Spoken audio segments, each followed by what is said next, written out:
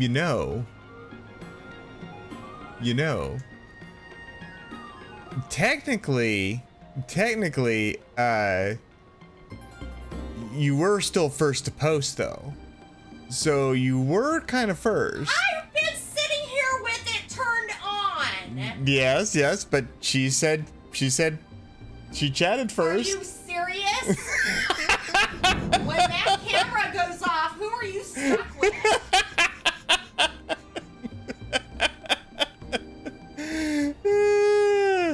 I'm just saying.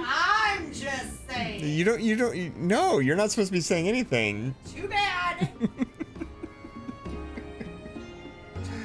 Hiya, bandits. How you doing? What a day. Huh?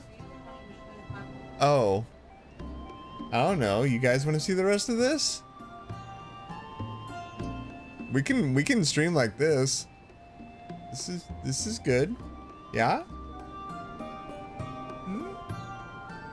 Are you talking from the top of your head? I'm not a porpoise. Porpoise. But there might be a reason. There may be a reason. Show us your mug. I don't have hand tracking yet, and I don't have props yet. Imagine when I have props and I can hold up a mug. Oh, yes, I know. You guys are enjoying your train. You guys passed. They passed through here earlier, and that was kind of funny to watch a giant group of everybody and their mother.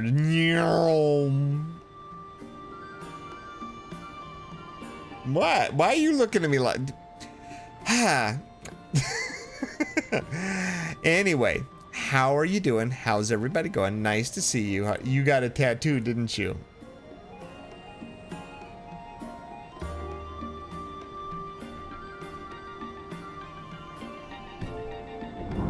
I have no idea what you're talking about. None whatsoever. Yep. You guys, you guys are on the moon now. So you guys have all left behind, and the area is nice and once again and quiet. But no, there is no tattoo here. There's no tattoo that you need to be worried about. Did I make my boobs bigger? Did I? We can come be rowdy. No, you guys can't be rowdy. You guys are on the moon. It's far, far away. Far, far away from all the rowdiness. Plus, we've already finished the moon. So we don't need to... It sounds like a you thing to... Really? That sounds like something that I would do. I would make my boobs bigger. Are you serious? Well. Oh, I inflated them. I have packed... Yes, I have packed my titties with some nice big popatos. They are larger than my head. That is absolutely 100% true. Yes. No. What's wrong with you people? Can I not just much like your head?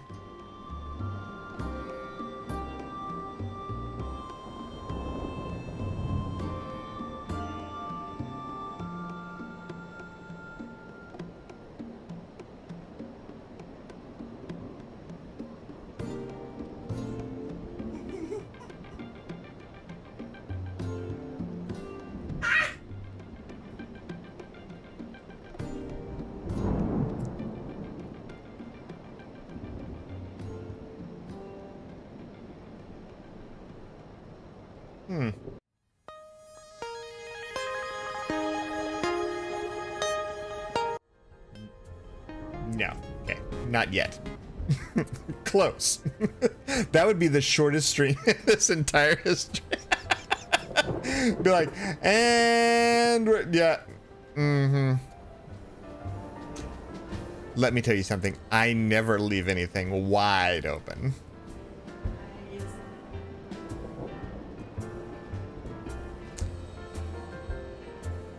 So, anyway.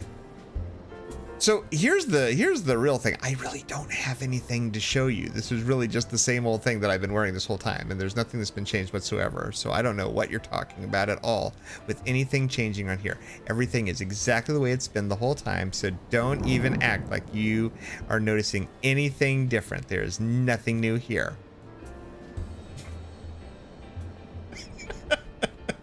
Which is funny because even if there was something new at this point, I couldn't convince you otherwise. You'd be like, oh no, he changed something. Something here is weird.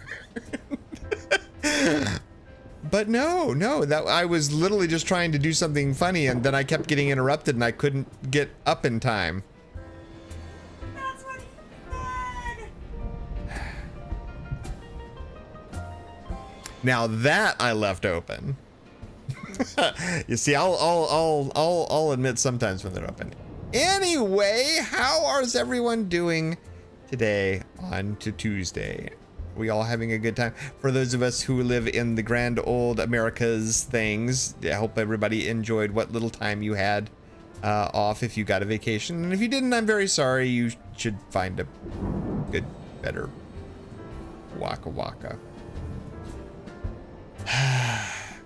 We're just gonna go into the. I'm not getting any. I am feeling that there is no love to be had for me here in starting chat. So we're just gonna go ahead and not. We're just gonna go into the game.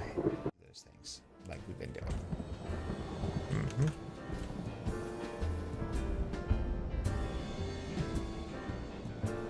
Have a. I could swear.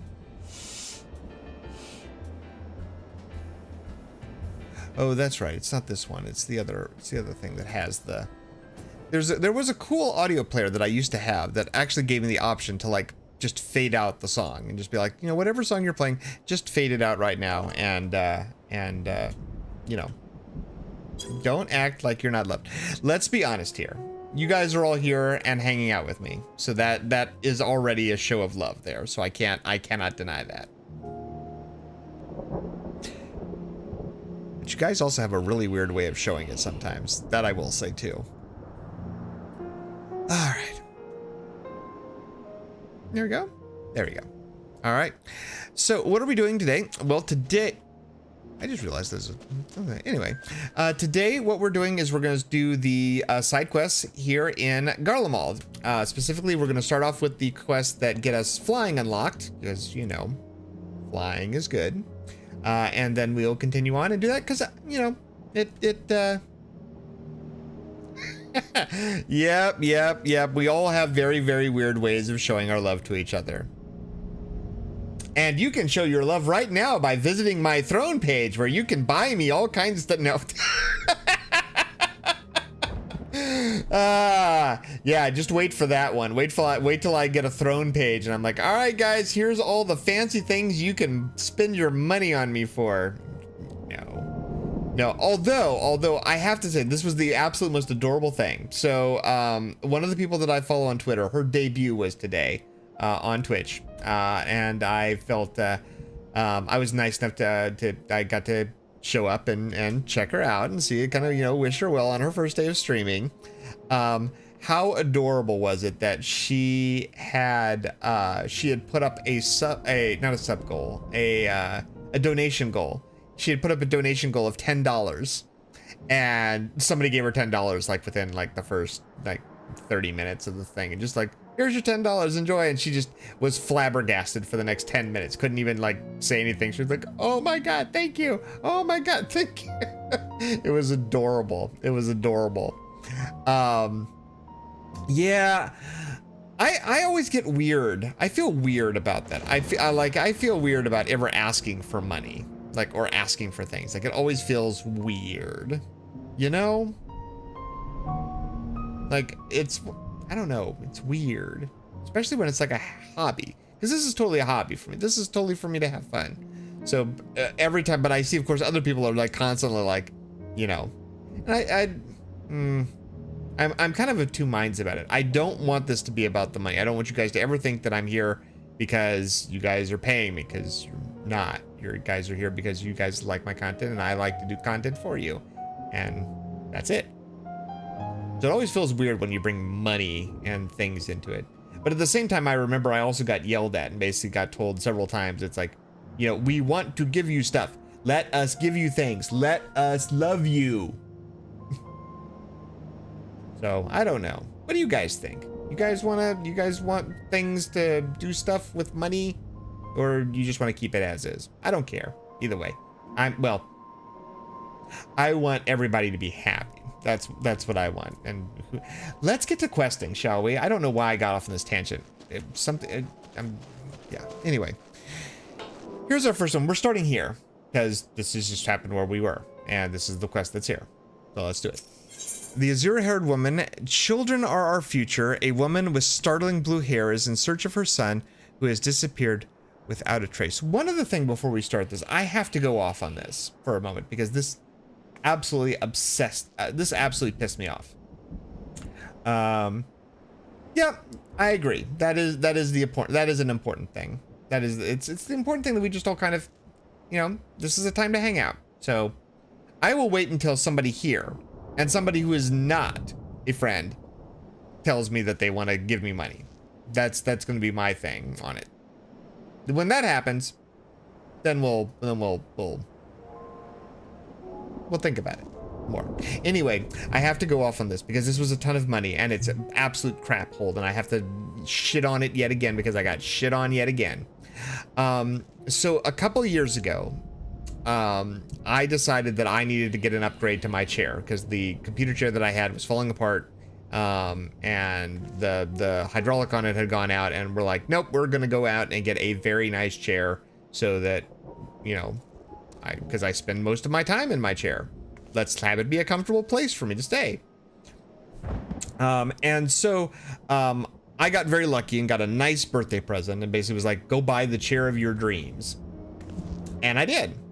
I went out and bought, what is it? A Freedom chair. It is made by, I think, Human Scale. I think that is the name of the company. It's a very ergonomic chair. Very, very, you know, designed, whatever it is, very, very comfortable, all these kind of things. And I will not deny that the chair, that the actual like chair, the chair itself, made with human skin. No, the name of the company is called Human Scale, as in like scaled for humans. Like sized for humans, not lizard scales or dragon scales or skin scales. Oh, weird. Anyway, this chair though has been an absolute otherwise nightmare for me, specifically with the two arms that came with, you know, the arms that you're supposed to rest your arms on. The problem with them is that the chair was designed so that they can't take any weight at all. They're basically designed to basically, you know, rest your arms on, and that's it. The problem is that I always slide around in my chair, so I always have to like grab the arms and reposition myself and get all nice and comfy again. And within, I think, what was it? Like within a month of me owning this like very, very expensive chair, the arms immediately like gave out and like flopped down. And we took it to them and they basically were like, yeah, I guess we can order the parts for you. And then they proceeded not to. And we never heard from them again. Well, it has now been at least, what, 3 years of having that chair? And the arms have now completely given out, so much so that they have now broken off entirely. So they are now just sitting here limply on either side of my chair, just dangling.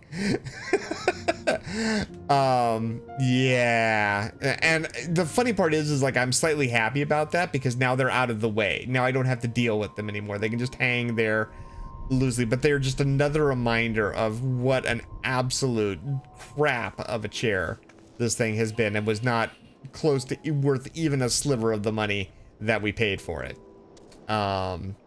Meanwhile, my wife over here has a nice Herman Miller chair, which has been doing fantastic and has no problem whatsoever adjusting to her, and she doesn't mind it. Yeah, it's just great. So recommendation from Kitasha: don't ever look at human scale anything. It's all superfluous crap that will break very quickly because, well, you're not using it the way we designed it. Yes, but technically so is mine. My chair is wobbly too. I think most of these chairs are wobbly. Most of like the high ends. It sounds sus to begin. Well, here's the thing. I sat in it in a store and I thought it was great. It felt great, but of course I didn't like sit there for like a few hours so that I would have to readjust myself and do the things and all of a sudden get yelled at because I'm about to break their, $2,000 chair or whatever it was. So anyway, just a warning to everybody else. If you ever hear the name Freedom Chair or hear the company name of Human Scale and someone tries to sell you a chair, desk, or otherwise any type of comfort, ergonomic, whatever it is from this company, run away. Run away. It is absolute butkus. And a day does not go by that I do not regret. I do not absolutely regret owning this chair. So speaking of adjusting, I can't even adjust properly. It's just an awful chair. It's just an awful chair. But I am determined to sit in it until it breaks because I paid a crap ton of money for it, or somebody else did and gave it to me. And so yeah, it gets used until it disintegrates and finally gives out, and then I will go get a real chair. So anyway, quest time. Children are our future. Chairs are not our future. Do not use this chair. Excuse me, ma'am. Have you seen a little boy with hair a similar shade to mine? He's my son, and I can't find him anywhere. It all started when we told him I would seek out refuge in your encampment, and he started wailing and sobbing like I'd never seen. The next thing I knew, he was running hell for leather goodness knows where. I'm worrying he may have left the station altogether, and the streets above are rife with danger. Please, could you find him for me? Oh, you will? Bless your heart. We're in Garlemald, right? This is not the South. I did not just get I feel like I can't hear those 3 words without feeling like I've been insulted. It's like, what kind of backhanded comment are you trying to say about me? If I know my son, he's probably tried to return to our house to the north of Palladium Novum. Try there first before anywhere. He'll be easy to recognize, I should think, what with the color of his hair and all. All right. Well, let us head out into the Garlemald world and see if we can find a small boy with blue hair in the general direction of the arrow pointing in my minimap.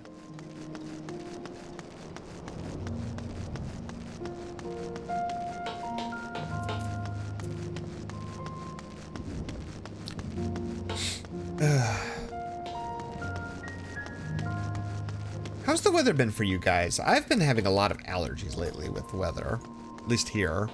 Like, it's just that my nose has been really stuffed up lately. Does not seem to get any better, no matter what is going on.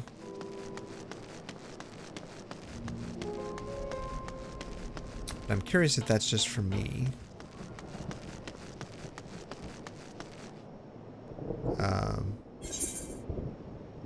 Well, we seem to have... This is definitely not a place where we're going to find him at. Of course. That's fine. Get in the middle.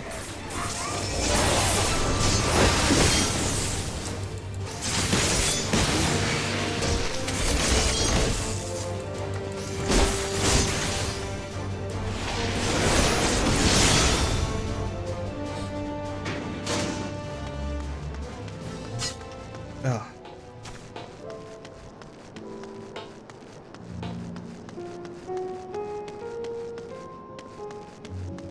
Hello, little boy. Oh my. Well.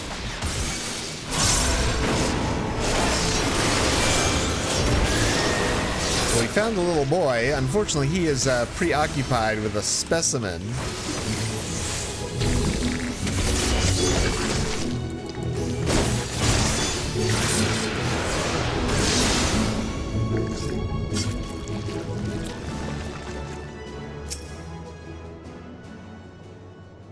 Another blocked street. Who are you? Mother sent you?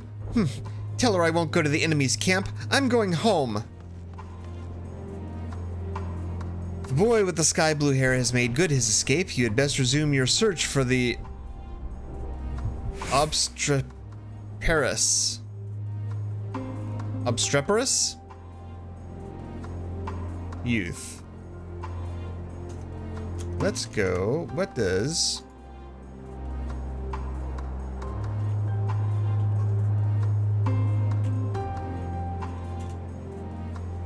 Obstreperous. Noisy and difficult to control. Interesting. And... Obstreperous. Okay, I was right. Huh. Look at that. Look at a word long enough and maybe you can figure it out eventually. Or there are some words that just isn't going to happen.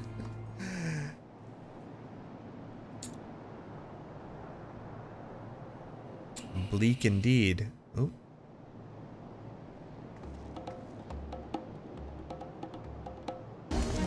Stop following me!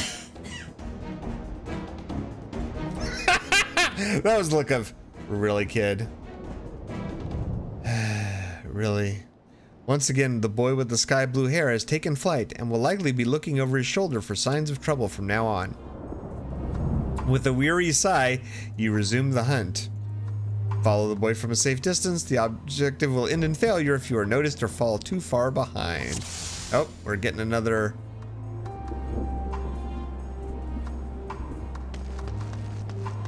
another spy quest.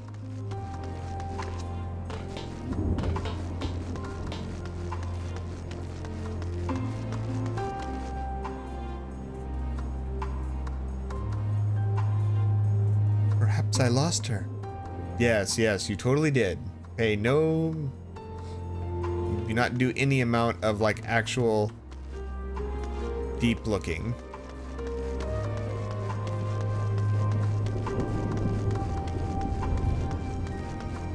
This way's blocked too.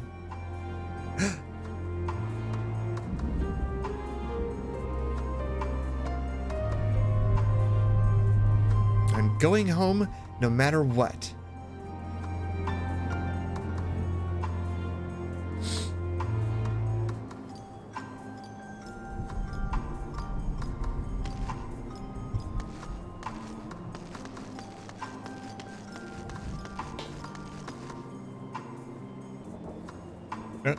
Ooh, that sneaky boy trying to go around the edge.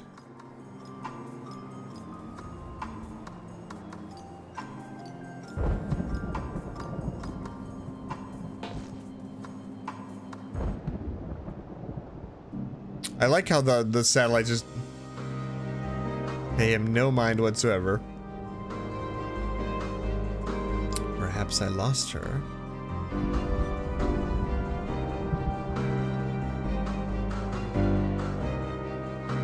Must have been the wind.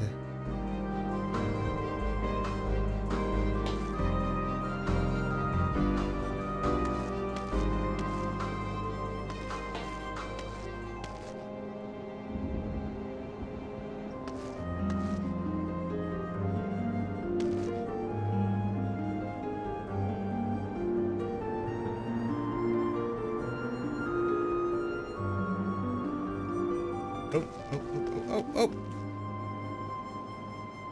oh. Ooh.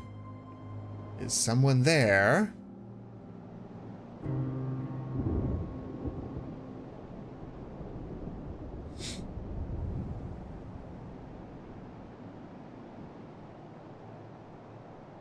Sneaky, sneaky. Really?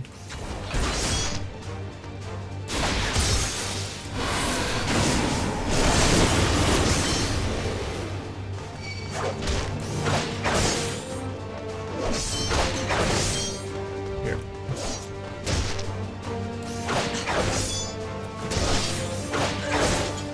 This can't be. Well, we have found the completed quest area.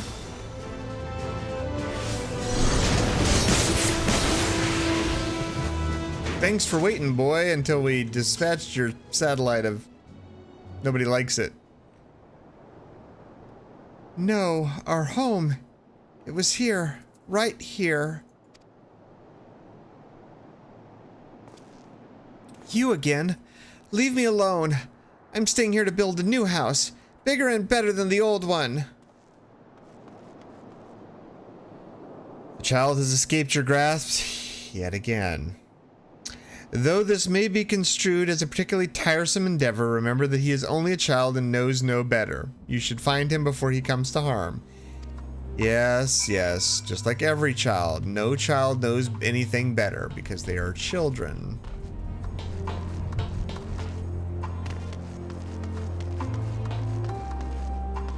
Oh, looks like somebody finally took notice.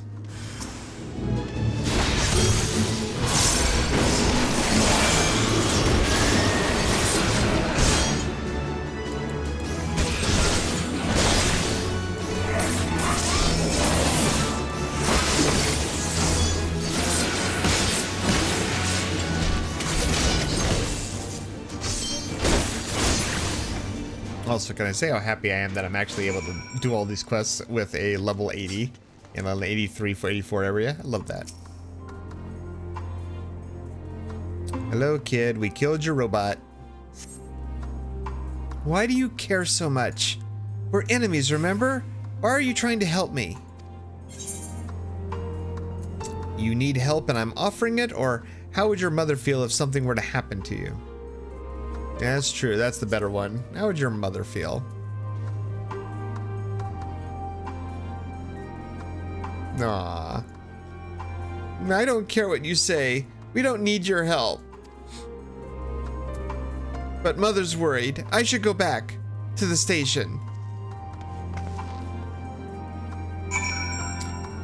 I'm going to assume that that means he's able to get back safely, because, you know, that's...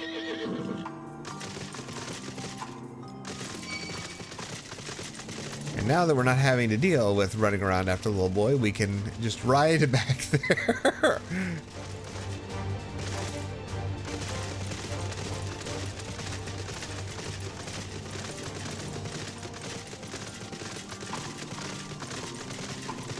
Really is such a cool zone.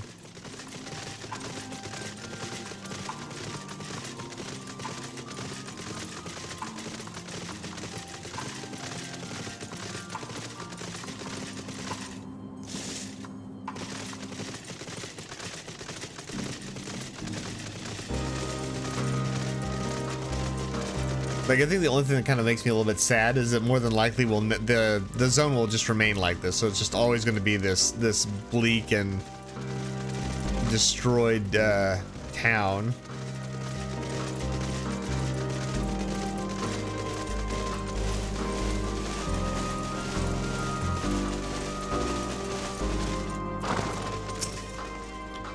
I was wondering when I would see you again. Now I'm happy to report that my son has returned. Poor creature, you should have seen him. Tears pouring down his little cheeks, crying his apologies to me. I know that you were the one who found him, though he didn't mention a word of it to me. I almost couldn't believe my ears when he said he wouldn't mind moving to your camp. He was dead against it only hours ago. What could have happened, I wonder? What? He was attacked? By that horrid Magitech, you say? Goodness, that must have been quite a shock for my little man. Thank you for coming to his rescue. There is a salutary lesson to be gained from all this, though one that I hope he retains. Do not scorn a proffered hand when one is in need, whether that hand be friend or foes. At any rate, I thank you for finding him. It's not much, but please, I insist.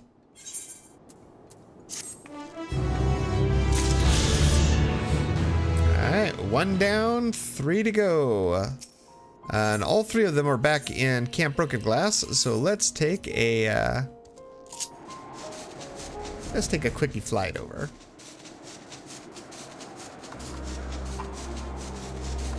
Ooh, and plus we get to look at just how broken down the Garlemald is. Oof.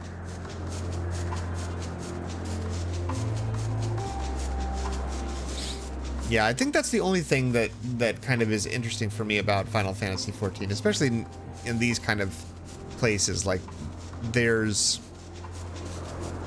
a lot of places that just are, and they don't change. Like, once you've done whatever you've done in that expansion, that's the way that place is. So, like, there's a little bit of sadness to me that, like, this place will never be better. This place will probably always be in this horrible, dilapidated state. You know, never mind the fact that the Garleans were like our enemies for the entire game, but still, now that they're not, it's kind of sad. All right. Now that we've arrived, we have 3 more quests to do. At least to get flying, and then we can make a little bit better progress with the rest of our quests.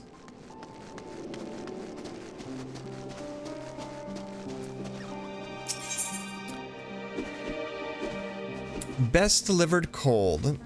The commissary officer has her hands full and is in need of an extra pair. Well, well, now here's a sight that warms the heart. I never thought I'd have the honor to meet a hero of your pedigree, let alone beg for your aid. You see, I've got a shipment of supplies to send down to Tapper's Den, and having someone who knows the lay of the land by my side would go a long way to ensure its safe delivery. I'd defend it myself, but I have to carry the bloody thing. If you'd be so kind as to escort me, I assure you I'll make it worth your while. Well then, I'll be waiting outside the gates of the camp. Come meet me when you're ready, but don't take too long. Monsters abound in these parts.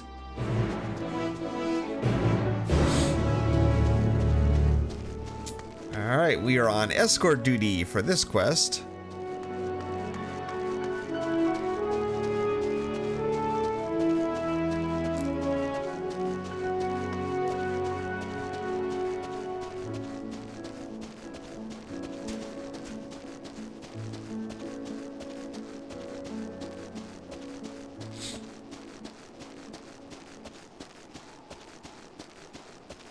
Hi, Catherine. How are you doing this evening?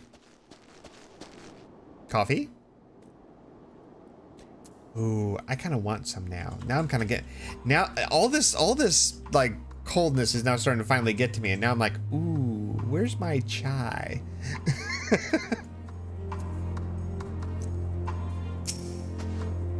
There you are. I knew you'd have the help. Yeah, I knew you'd have the heart to help a soul in need. Commissary officer is now accompanying you. Keep her at your side in order to proceed with quest objectives. You can leave the commissary officer behind by entering a different area. If you wish to have them accompany you again, return to this location. All right, so where are we going? Oh, we're going all the way there, and not on a mount because we found out that.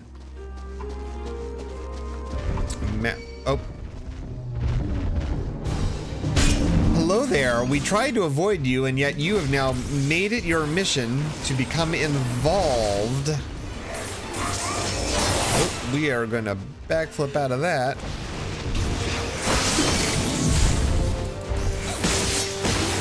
I'm glad the officer, like, is very capable of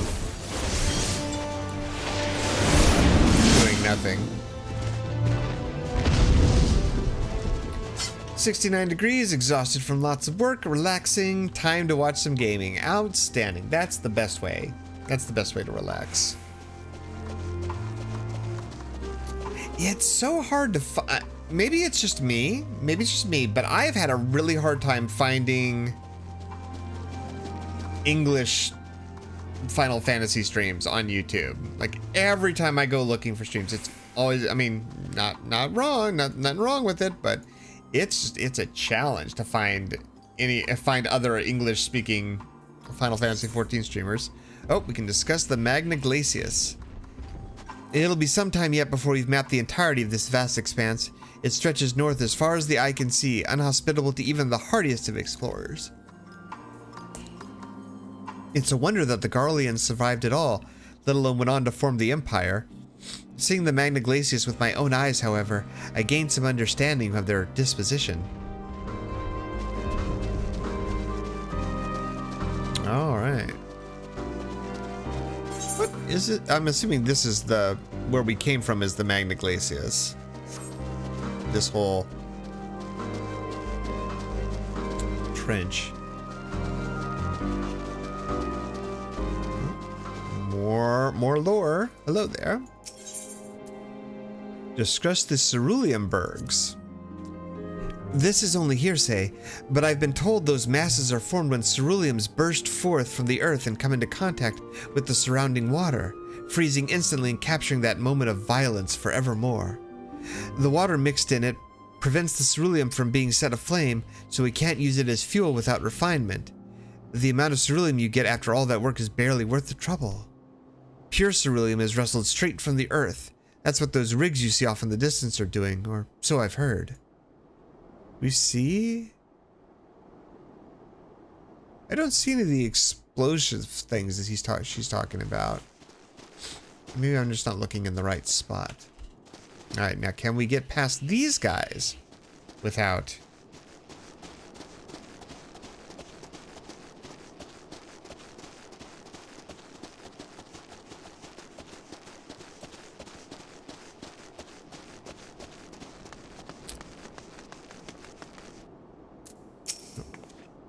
Here we are, safe and sound. I couldn't have done it without you, friend. Now all that's left is to deliver the goods. Let's enter those caves and get some shelter from these freezing winds, eh? Sure. Which is funny because I think I went looking through my outfits to find the class that had the quote-unquote warmest outfit, and this was the closest that I could find.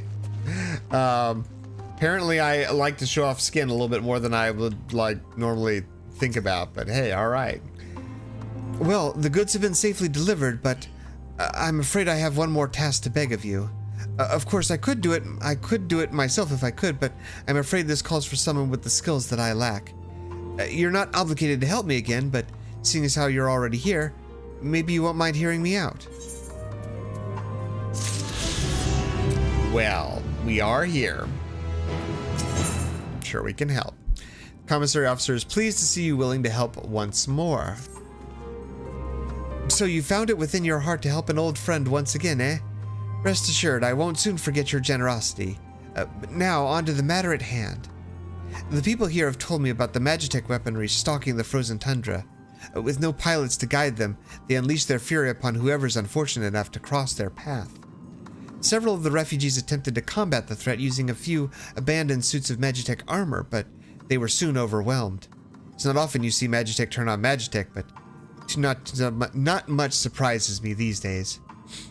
Luckily, no one was killed during any incident, but the mindless machines are still out there, primed and ready for their next target. That's where you come in. The stories say you're a demon in Magitech armor, and I reckon you'd reduce those things into piles of scrap before I even felt the chill in my fingertips. Like I said before, I'd do it myself, but seeing as how I've never even ridden a suit of armor, I'd just be buying myself a ticket to an early grave. Rest assured, however, that I will do my best to learn from your example. Any road, there's a suit waiting for us outside. I'll go ahead and ready it up for you. Don't leave me waiting out in the cold for too long. Ooh, are we getting to play Magitech?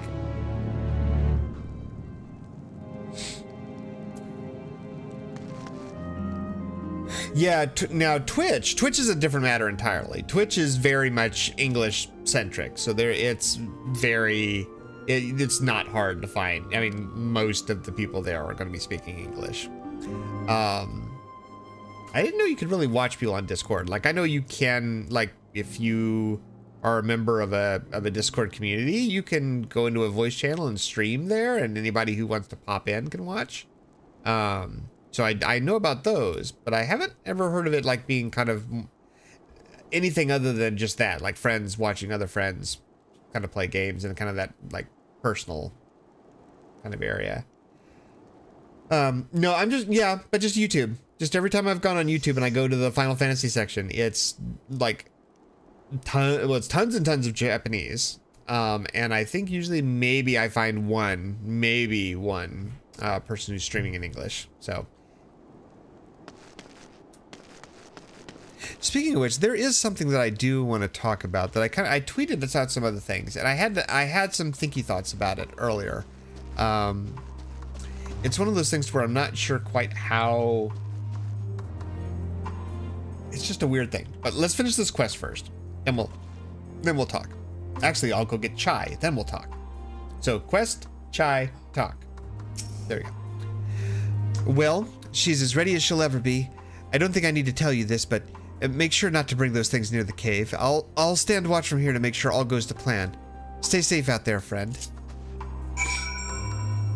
Okay, where am I going? Oh, ride the Magitech armor to the designated locations and destroy the drones. Well, I'm going to assume that the 2 arrows are where I need to go. Alright, so we have a Magitech powered burst of energy and a bolt of Magitech powered lightning.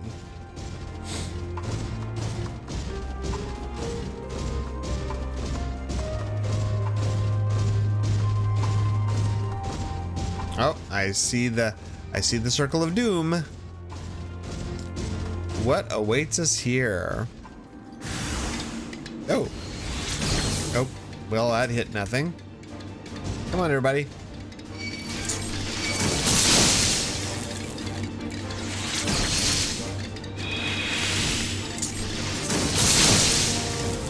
Ah.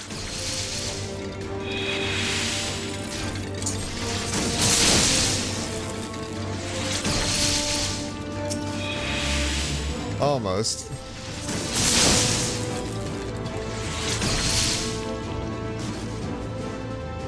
All right. That seemed fairly easy. Just stun them and blast them away.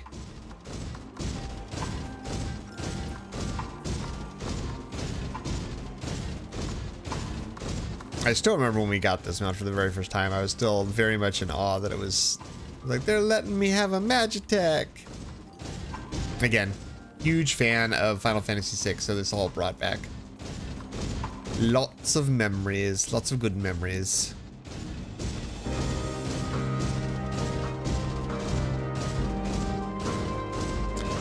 All right, number 2. What do we find?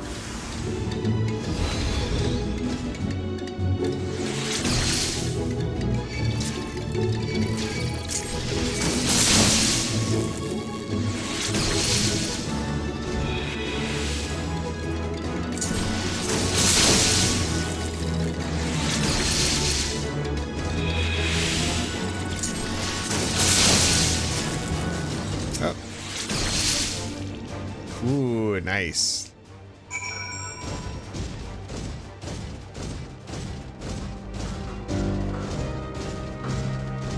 All right. Oh, and we have to get out of the mount over here. There you are, safe and sound. See, I knew you'd make quick work of those heaps of metal. Doubtless they were used to deadly effect when the Garleans waged war amongst themselves.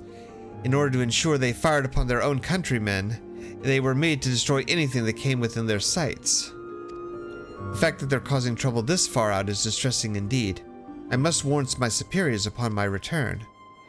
Before that, however, there is yet one more task I would ask of you. I fear it might be imposing overmuch, but you have my word that this is the last one. Well, who can say no to someone who asks so nicely for a quest? A dream of home, the commissary officer would seek out the opinion of the refugees. One final task, and I won't bother you any longer. You needn't fight anything, at least not if you don't want to. No, this time I mean to make use of your more diplomatic faculties. One of my duties here is to find out whether the refugees wish to return home or not. Naturally, each will have their own decision, and their own reasons, but getting a general feel for things will help us determine the best ways to help in the days ahead. I'll gather what information I can from the people in the caves. You only have to speak with one man, but it may take a bit of a work to find him. I've been told he ventured off towards the wreckage of the Imperial train. Now, we could wait for him to return, but I'm running behind as it is. If you could do this, you'd be helping not only me, but all those who've been left without a home. All right. To the runaway refugee... is it the runaway train? Yes, the runaway train. And we will just pretend that that guy is not interested in us at all. And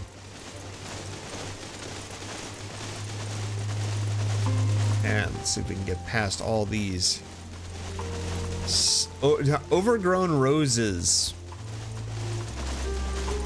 Very odd garden where that's an overgrown rose.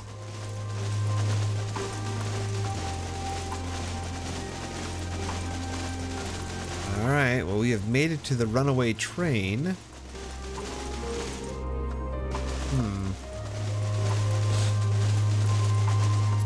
Don't see anybody there, but they may be around the corner. Ah! They were around the corner. No, it's not often I encounter someone else out here. If you've come for Cerulean, I'm afraid this area has already been picked clean. I'm here to ask if you want to return to your homeland. I'm here to ask if you wish to leave Garlemald.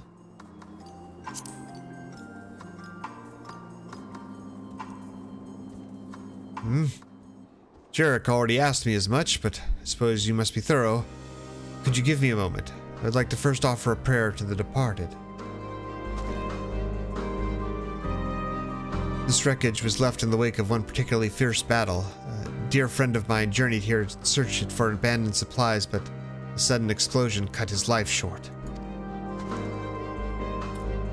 Although I had meant to offer him a lone prayer, why don't you join me? He always was one to enjoy the company of others, even those he scarcely knew. I placed these stones to mark the spot of his passing. Pray to his memory, if you will. This is one where I'm glad I'm not a Lala, because their prey animation is just ridiculous. They literally flop on their butts. Like, it's literally just a flop on the butt and then pray. Who does that? Nobody. Thank you. Whatever sustenance prayers provide to those who have passed, I'm sure my friend is grateful for it. As for your previous question, well, I am Alamigan by birth, and was taken from my home and family by the Empire and made to serve in their interminable wars. After 10 years, my hands were so stained with blood I no longer recognized them as my own. Days, weeks, years blended into one another until finally I was released from service. For the first time in a long while, I thought for myself. Did my wife and child still live? Would they allow one so steeped in sin back into their home? Even now, I cannot bring myself to consider the answers to those questions. So in short, I cannot say. Please, leave me with my thoughts. I won't be far behind, I promise.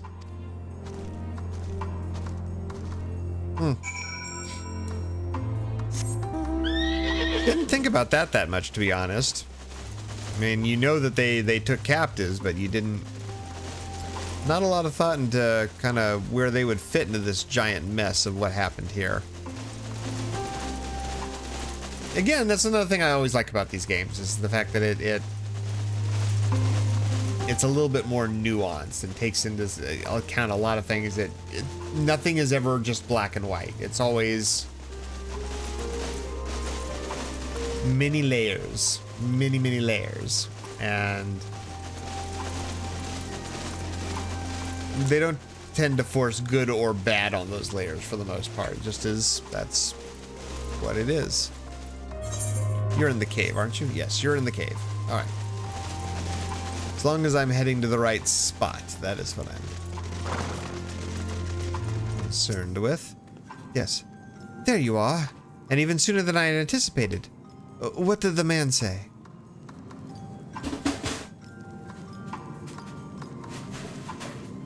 I see. Such a tragic story, but sadly not an uncommon one. It seems that for some, the question of where home lies has no easy answer. In any case, we've done all that we can at present. Let's return to the camp and report our findings to the contingent, eh? Lots of A's from that lady. I think she may be Canadian.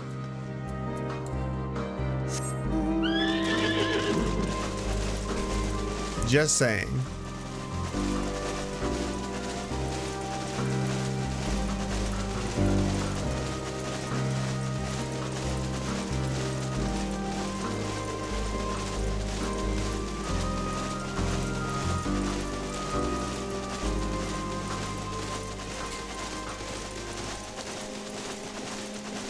Yeah, I like that, and it doesn't make a lot of judgments on it either. It's more just kind of presents the situation.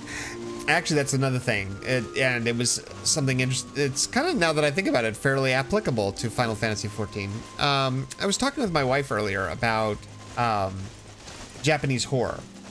We have a show that we watch. It's kind of an anime, but kind of not, called Theater of Darkness, and it's basically like 4-minute Japanese horror stories that have kind of been like very, very cheaply animated to tell whatever the story is.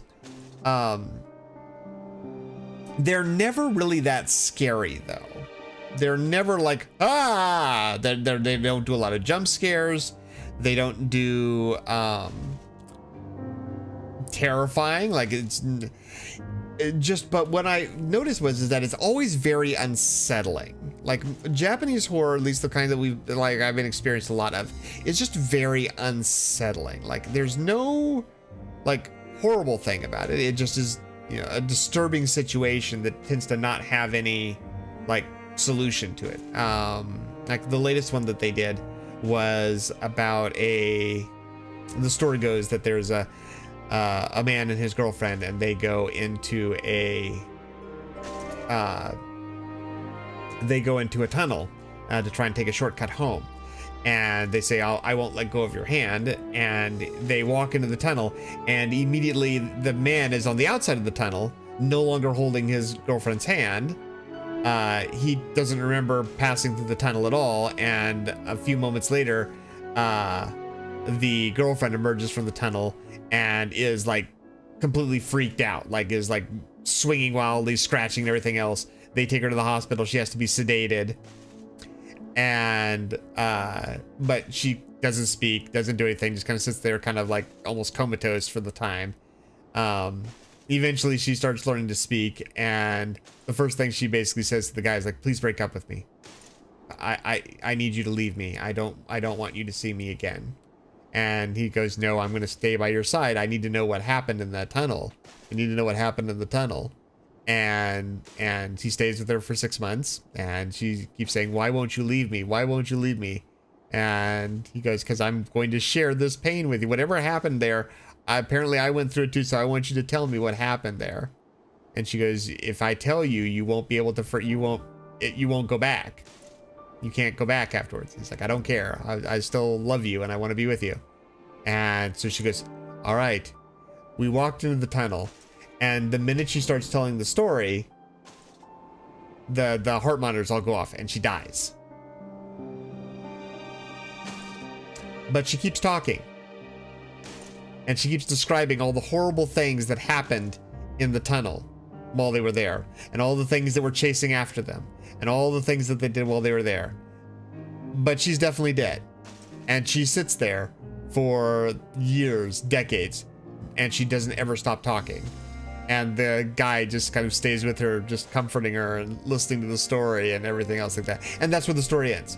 It just ends at that point where it's like, and she just kept talking while she was dead forever until I died. The end. Not scary. So it's not a scary thing, but it's a very unsettling thing. I was thinking about that and just going, man, if I had to work in a hospital and I knew that there was a dead person, like a dead person, like no pulse, no nothing, and is just sitting there like telling like horrible things that happened in a tunnel years ago, like that's just a disturbing like situation. It's not right or wrong or scary, but it's just disturbing. And that's kind of what I get from a lot of the things here. Not so much the disturbing part, but just that they present it as a situation. They don't give you a right or wrong. They just say, here's the thing. Here's the way that this particular scenario or life or everything has worked out, and there's not really anything you can do about it or change it, or it just is. And they leave you to kind of just, you know, accept that that's what happened here, and you know, you can develop your own feelings about whether it was good or whether it was bad or all that. But they don't really it's not like a lot of American stories where it's a very tightly, you know, things are wrapped up in a nice bow and we all lived happily ever after the end. Like it's more just and that's how things are, and now you know the rest of the story, and that's where they leave it. And that seems to be a lot of what these ones are as well. Like I said, they tend to have, for the most part, it's not good or bad. I mean, like even with our final fight, they don't put judgments on the characters. They just kind of say, well, this is the situation they are. This is the kind of person they are. And that's that. You make your own decisions about how that all makes you feel. I've gone through the trouble of submitting my report already, so you needn't worry about that. And as I promised, that brings an end to my endless requests. Truth be told, my motivations for being here aren't entirely out of a sense of duty. My father was conscripted into the Garlemald forces long ago, so when I heard that refugees had been found here, I had to meet them for myself. I volunteered for this duty, but unfortunately none of the refugees stirred my memories of him. Still, I won't give up the search. No matter what misdeeds he was forced to commit, all I want is to see him again, to share a meal under the same roof. Some, like Jarek, seem resigned to accept this place as their home. But there are others, like my father, who have people waiting for them, searching for them. If I can see even one family reunited, then all of this will have been worth it. Although the road ahead is a long one, it's time I stopped forcing you to walk it with me. Thank you for all you've done, friend. Please, take this. You've earned it 1,000 times over.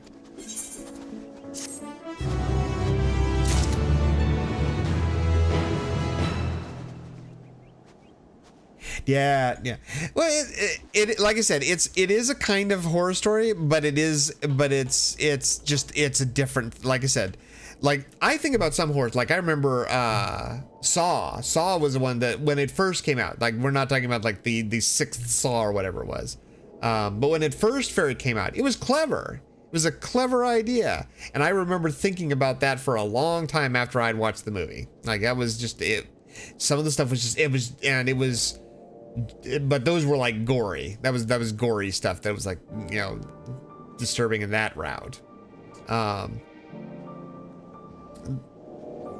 But these are just situations, and the best part I like about it is that they're not so far removed. These ones are not so far removed from reality that you can't see those things happening. Like these are, you know, families get torn apart all the time.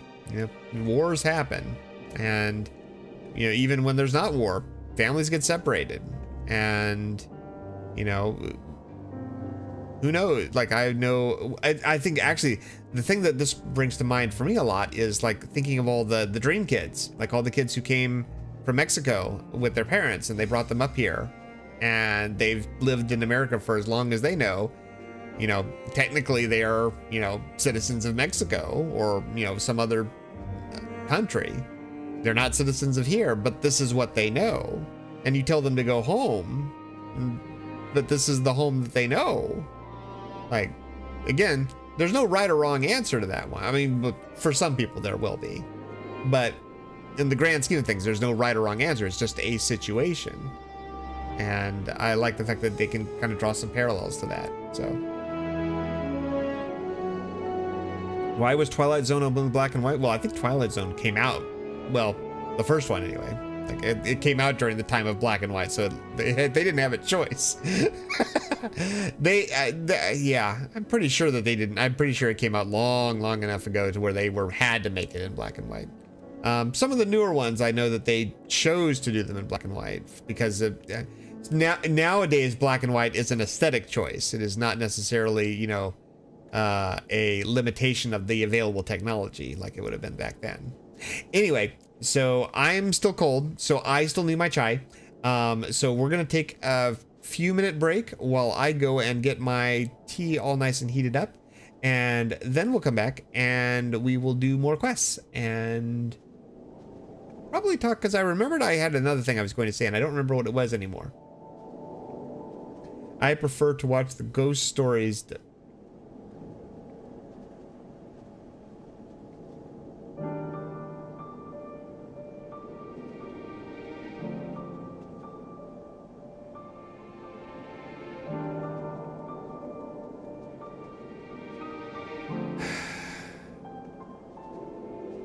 Talk about a situation.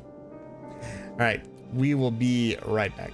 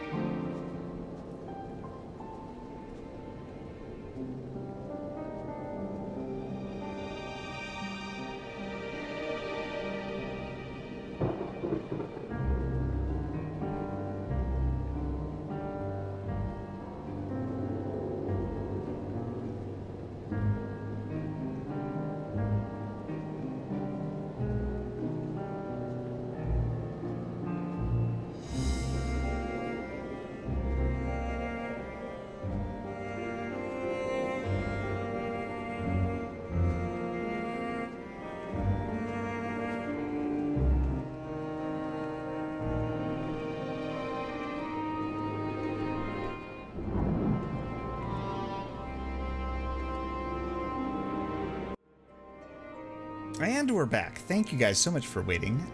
Hi, Greg. Nice to see you. Nope, not done. We're just taking a quick break for some tea, for some chai, because it's cold here. Well, it's cold in game and it's cold here too. So we all cold. So I needed to yeah, we need to It's 52 here. Woo! That's chilly. Yes, the story of ghost stories, if you can find it, is basically what Bold is talking about, that it was an anime that didn't do very well, and when they gave it to the people to dub it, they were just like, do whatever you want, we don't really care. It was not really successful, and so the translators just kind of went nuts and basically didn't even try to translate. They were like, we'll just get the gist of it, but sort of not really. And so the dub basically just goes bonkers and talks about, titties and just all kinds of just stuff that does not seem like it goes properly. It's pretty funny, given it feels more like a Rocky Horror Picture Show, like where just people like shout out at the screen. Like it feels very much in that kind of vein of humor that will cause it to be funny. But yeah, it is pretty hilarious. And this tea is very, very hot, by the way.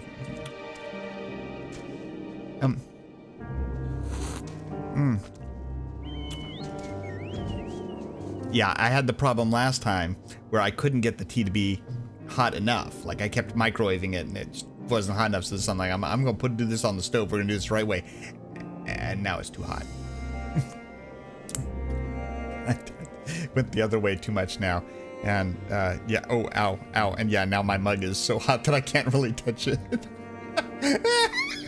So, how's it going? I'm gonna be cold for a little bit longer while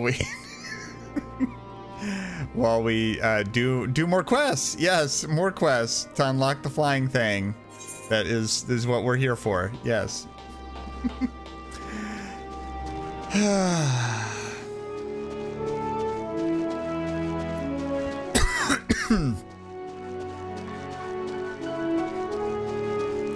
Okay, what was I supposed to be talking about? There was something I was supposed to be like at Chai Kim.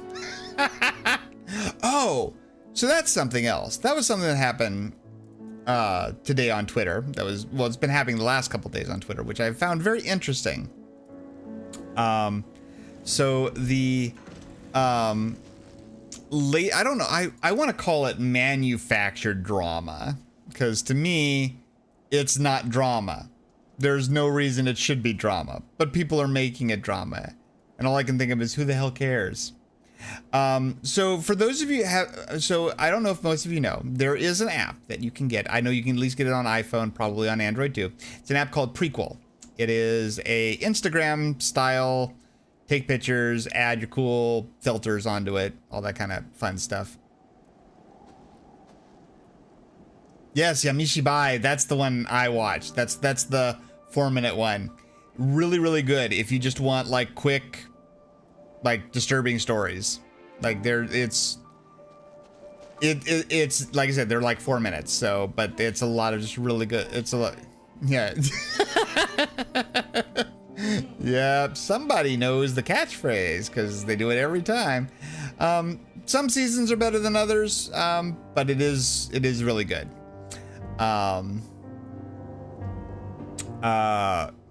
Anyway, so today on Twitter, there's an app called Prequel, which does filtered photos and things like that.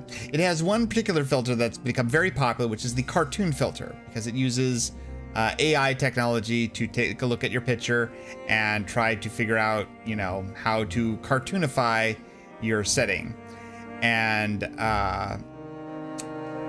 for whatever reason, a lot of VTubers liked it.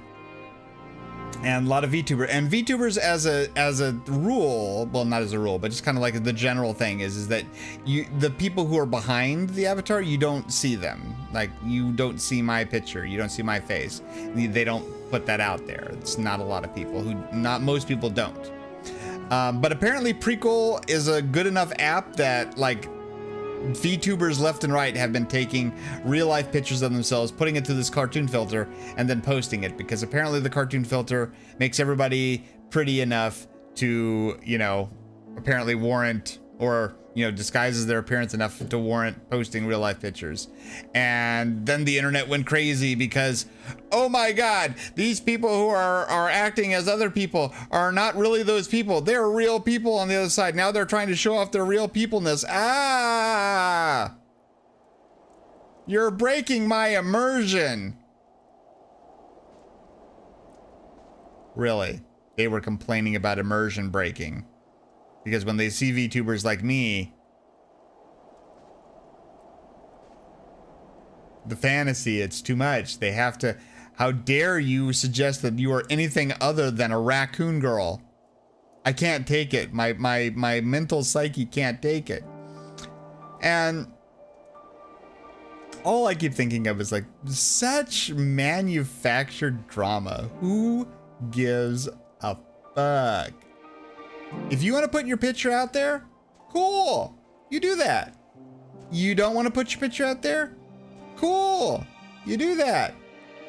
But if somebody who is an actor, is basically an actor, takes off their costume and their makeup and puts it out there, and that is enough for you to break your immersion and question your whole entertainment, like, you know, if the guy who played Chewbacca from Star Wars all of a sudden took off his Chewbacca helmet and you saw him for the guy who was underneath, and that breaks your immersion, you can never watch Star Wars again?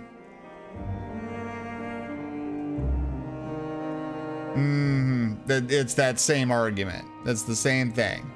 It's the same picture. So, but I thought it was hysterical to watch all these people. First of all, you know, if you're comfortable with your own appearance enough to where you're willing to put yourself out there, more power to you. Glad you are that brave and that, you know, willing to stick your neck out there for that. If you're not, then that's fine too. You don't need to, you know, if you found your VTubing ways and that is comfortable for you, then cool. Glad you have your way to express yourself, that you don't feel, you know, threatened or ashamed or anything else. You can feel comfortable and do that. And, you know, let people do what they want to do. So be careful, kid. Disney just might do. Disney has done enough to break my immersion. Like, I'm already like disillusioned with whole Minnie Mouse and her new, like, oh no, Minnie Mouse doesn't wear a dress anymore. Minnie Mouse wears a pantsuit. I'm not kidding you. They have replaced Minnie Mouse's polka-dotted dress with a polka-dotted pantsuit because she is now a woman of the 21st century.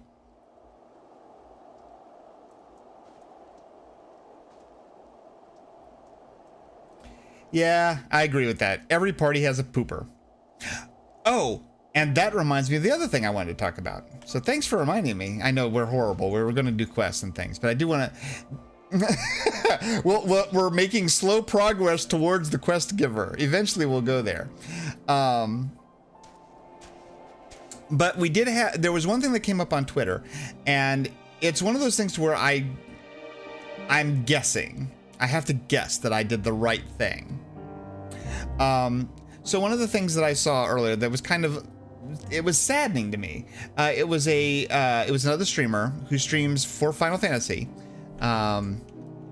but she's a person of color, and I don't know if her avatar is a person of color. Well, I mean her character. I don't know if her character is, but she is. She cams. She's a partner in all this, and she was talking earlier about how she felt like she had to tone down her blackness, I think was the way she put it. She's like, I have to be more white because people are not accepting of me for who I am. And it was basically her statement. She was doing a thing where she's like, no, I'm going to, you know, I'm gonna be myself now. I'm gonna start being myself, and that's all there is to it. And, you know, sorry that, you know, my blackness may offend you, but I feel like I've been pushed down enough. And a lot of people jumped on her thing. It was like, you know, good for you, do what you need to do. And I kind of felt, but it was all other streamers that are very much people of color and are out about their people of colorness.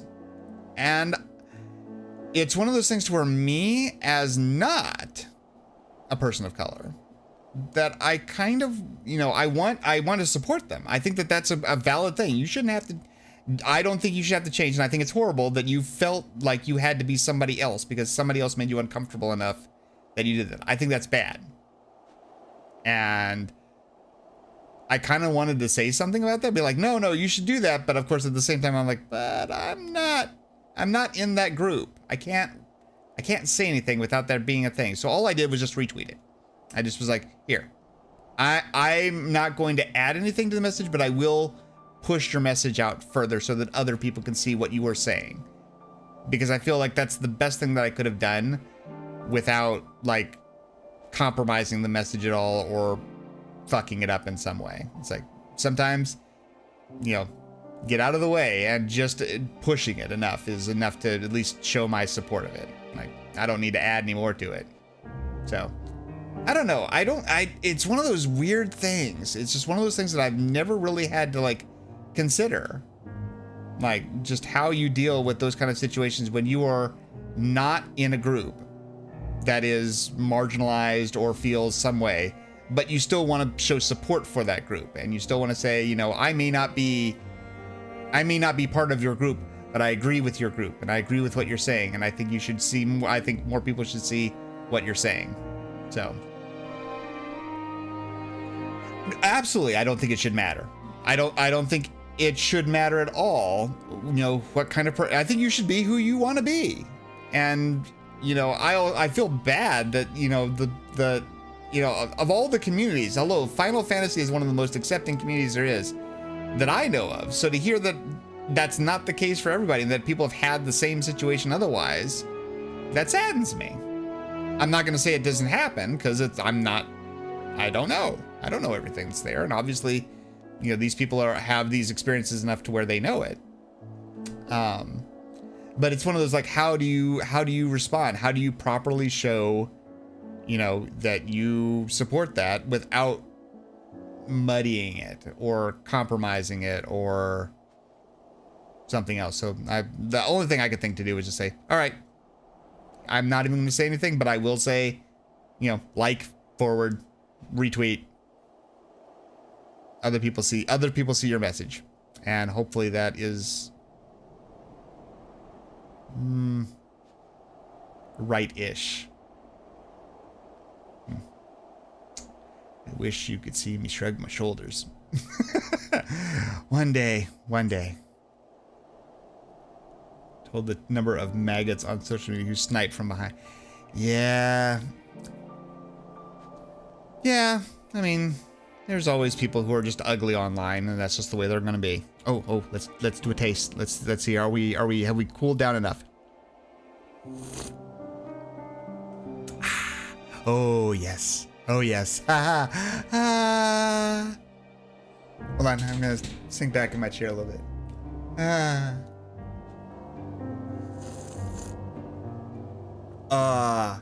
It is just that. It's just that right. It is just the right amount of hot. It's hot to where you can't like sit there and gulp it, but it's not so hot that like it burns when it goes in. It's just the night where you just take a little sip, get in your mouth, it just warms you up, and you just feel that warmth just go all the way down. So good.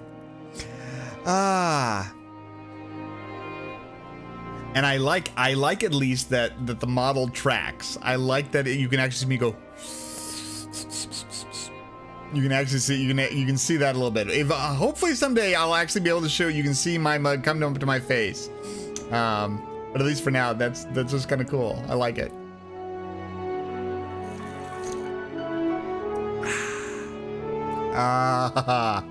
So good.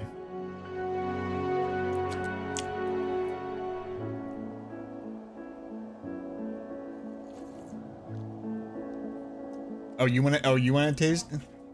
Watch it here. Grab it by the handle. It's very hot. The cup itself is very hot.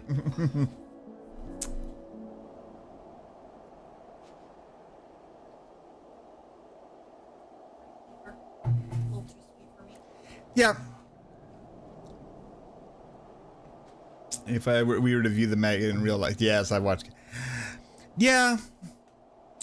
So, I mean, granted, I mean, it's still a kind of thing for VTubers as well. I mean, like, it's not, this is not me. This is who I want to be. So, you know, there's definitely the whole, like, you know, I should set myself up on, well, I was about to say, let me set myself up on Tinder and see how many people hit on this raccoon girl. But then I was like, oh, wait, hi.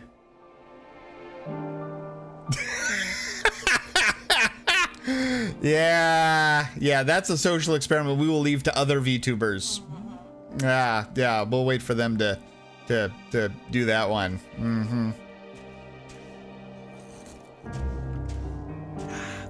All right, we have babbled enough. There are quests to do. Why? Just because I have hey, I at least acknowledge that it was. Gosh bless, I'm not get used to this chair without the things next to prop myself up.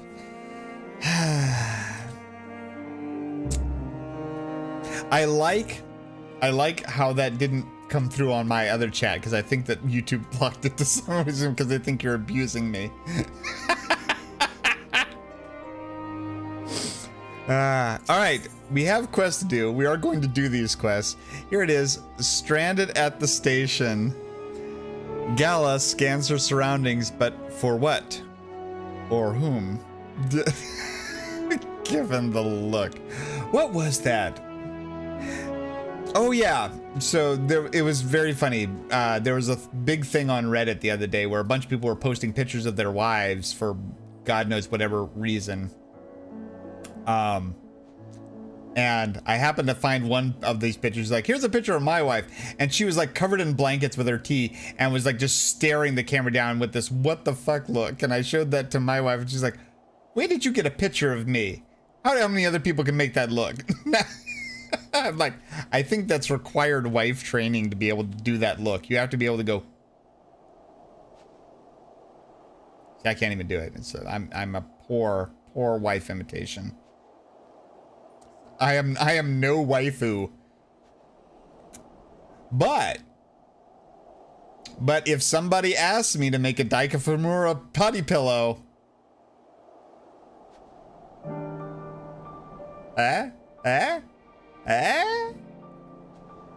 first merch product.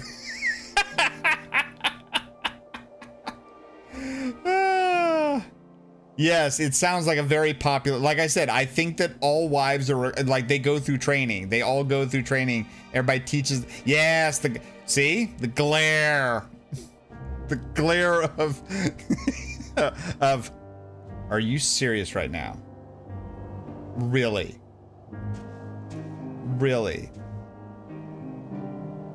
Like there's a head cock and the eyes widened and the something with the nose, like it's all things that just go, oh no, you fucked up. Oh no, mine is ignoring him in a pile of blankets and plushies going,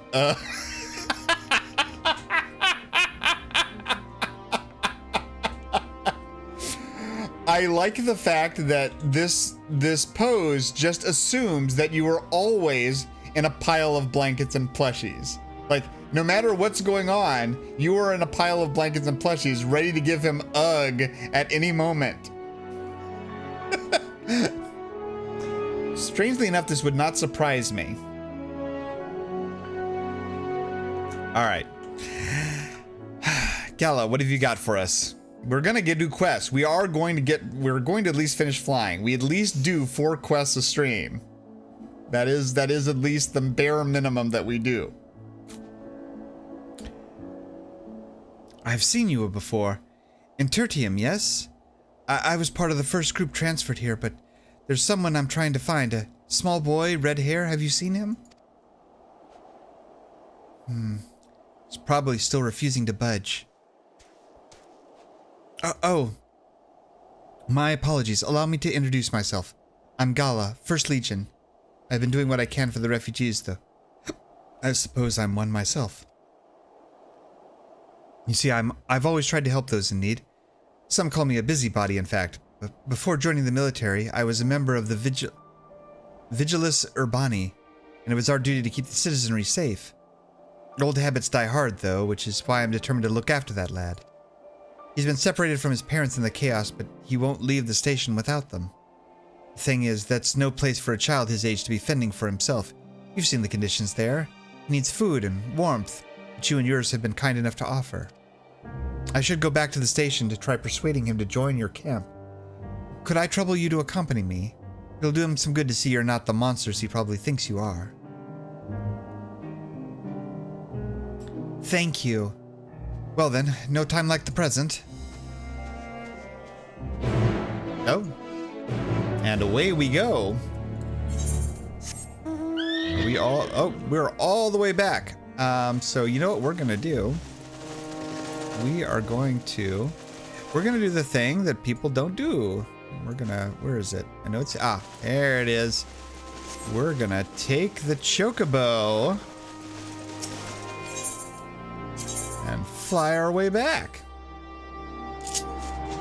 And have some more chai.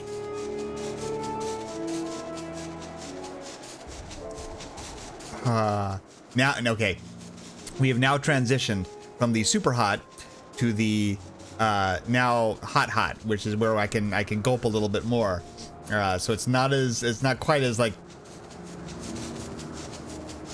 not quite as gullet warming, but it is still very tasty.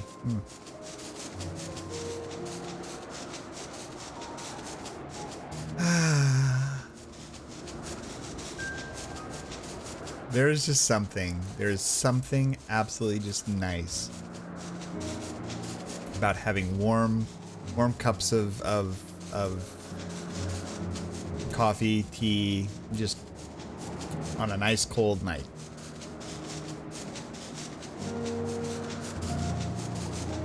Ooh, and it's steaming a little too.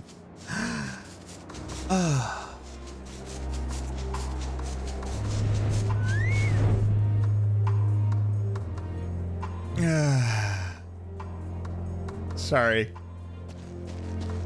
This is good for you as it is for me.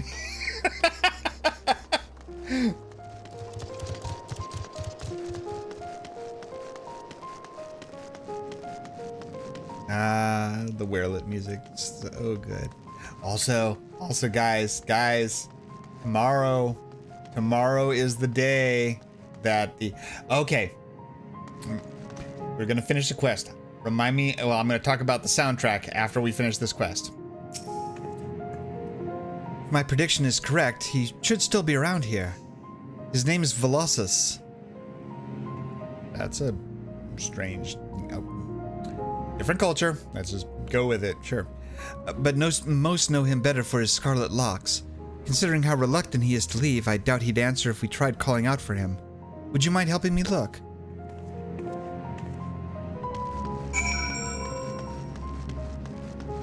So the soundtrack officially released tomorrow. It releases on the 23rd. So if you're in a country where it's the 23rd, it is now available. Interesting time stuff. But of course that means that all the people on, Japan and Australia and all those, they all got theirs already. Hopefully mine arrives tomorrow with the rest of them. But it's nice that they printed out some lyrics and oh, hello! Look, it's the three of them. Ulysses, I didn't expect to see the twins in Garlemald again. Like you, they risked life and limb to save the world, and some would say they've earned a lifetime of peace and quiet. Yet here they are. When they said they wished to help us, they truly meant it. And even if outsiders hadn't given up on us, how could we possibly give up on ourselves? The road to recovery will be long and hard, but we'll spare no effort. We'll rebuild Garlemald into a nation that all can be proud of, for those who are still here as well as those who couldn't be. Kitasha, you came. Words cannot express how glad I am to see you. We've just begun our work here with the contingent and local volunteers. Our foremost priority is establishing the number of survivors and distributing vital supplies. As we continue our efforts, we will ensure that everything is done in consultation with the Garlean people. This is their nation, after all, and theirs must be the hands that steer its course. Love this. Kitasha, guess what? Just the other day, I tended to a beast terrorizing the station area, and afterwards a family came and thanked me. And on another occasion, soldiers of the First Legion taught me about the medicine they use.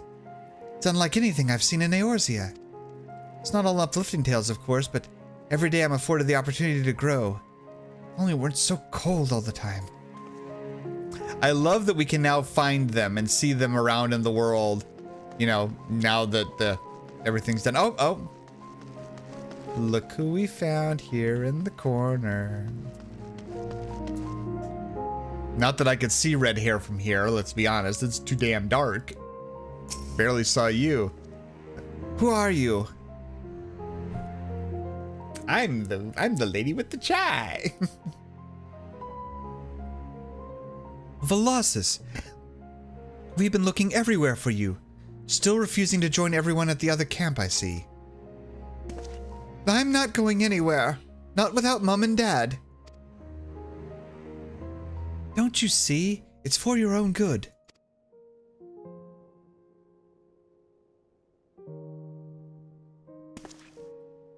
I know you. Came here with Euless, didn't you? Please, you've got to listen to me. Mom and Dad are alive. I know they are. No one's saying they aren't. Sorry to burden you, but I've got a feeling he'll be more cooperative once he's got this off his chest. Hear him out, will you?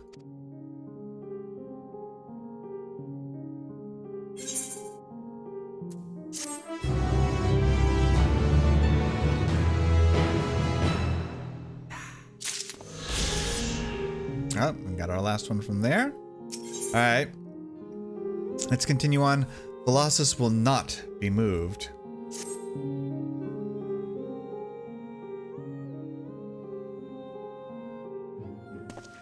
Please, help me find my parents. My mom's got red hair just like me, and my dad. Velocus, you have to understand, there's little chance we'd find your parents even if we went looking for them. I do understand. That's why I'm waiting here. They promised to meet me at the station. I know it's too dangerous for me outside, but you two can fight, can't you? So please, don't give up on them like everyone else. What will you say? It won't hurt to look, will it? Or it's either this or drag him off kicking and screaming. Oh, the Warriors of Light that picked that second response. Yeah, it won't hurt to look, will it?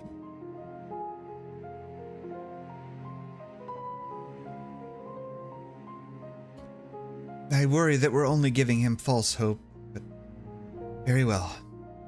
After all, the least we can do is try. Thanks to my time in the Vigilus Urbani, I know the capital like the back of my hand. Between the two of us, we should be able to conduct a reasonably thorough search. Thank you so much. I can't wait to see them again. Let's not get ahead of ourselves. This is exactly what I was afraid of. To the task at hand, then. Given the present state of the capital, tracing his parents' steps will be no easy feat.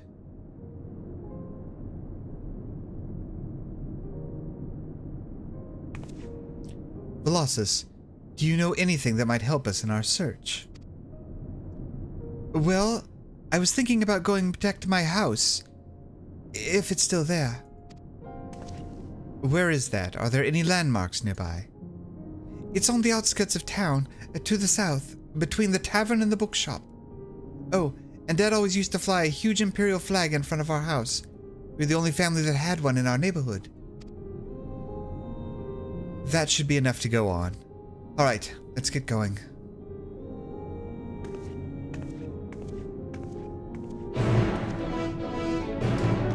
All right, on our way to search for the parents. But wherever we're going, we'll be talking with Gala next, so,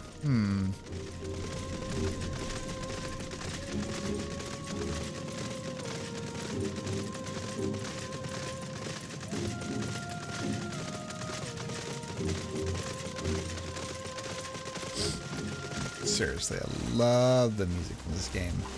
It's so good, and it just keeps getting better.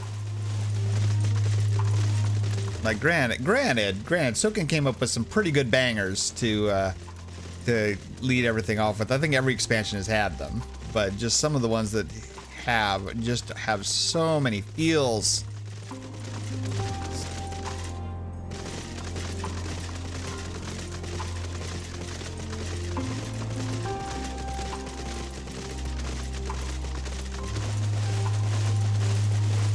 Alright, so we're looking for the... Oh. Well, here's Gala. I don't see a flag outside here, but that doesn't mean anything. Well, we're in the right area. Remember, he said it was between a tavern and a bookshop, and they had a large imperial flag in front of the house. Let me know the moment you find anything that might be useful, no matter how insignificant it may seem. Now let's start our search. Alright. So there's our search area.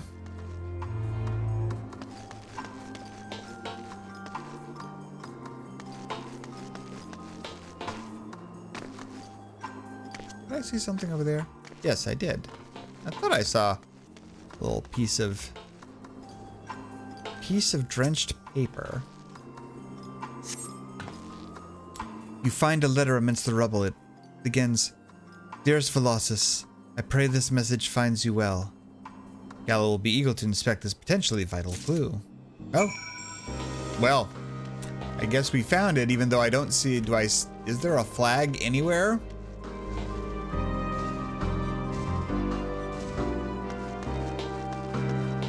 I'm not seeing a flag, but...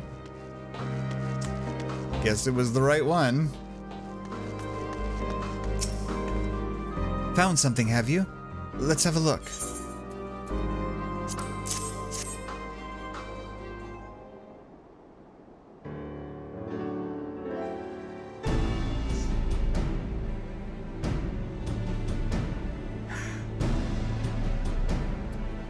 It's addressed to Velocus, and from his parents, no less.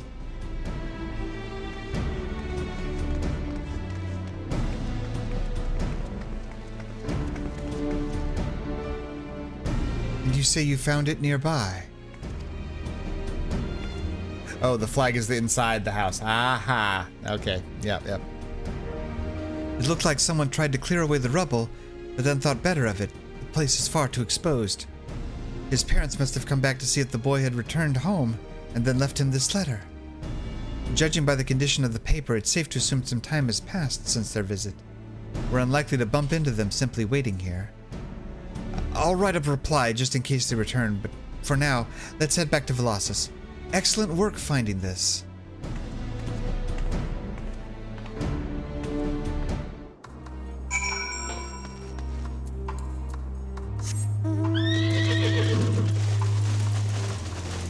I really do appreciate these quests. I wish that they would do more of these quests for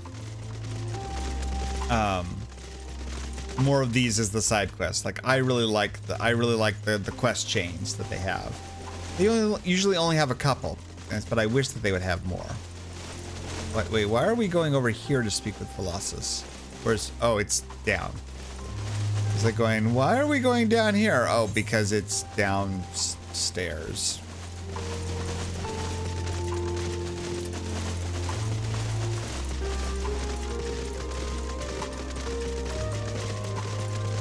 That was the tricky thing when I first got here, because you can see all these quests down there, but you can't find the passageway down.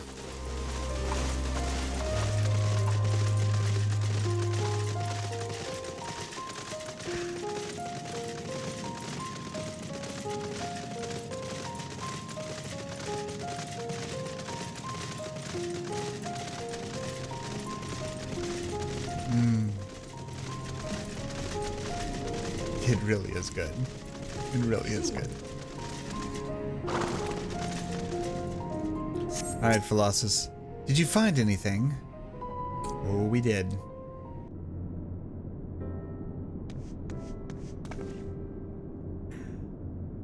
Why, yes, we did. A letter addressed to you from your parents, in fact. This is sure to help in our search. I know it. Let's read what it says. Can I see it?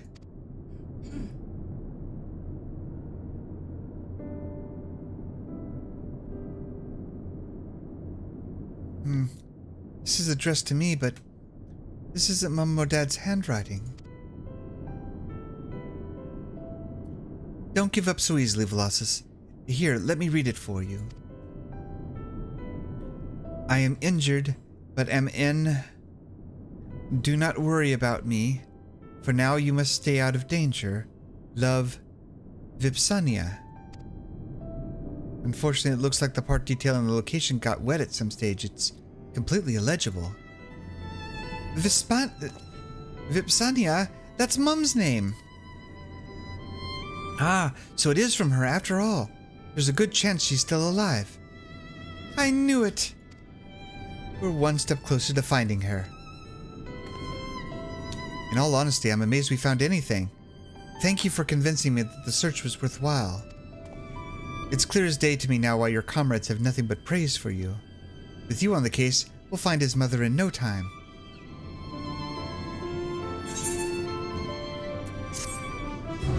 Why am I waiting for tragedy to strike? Of course we'll find the mom. Of course we will. What could possibly go wrong here?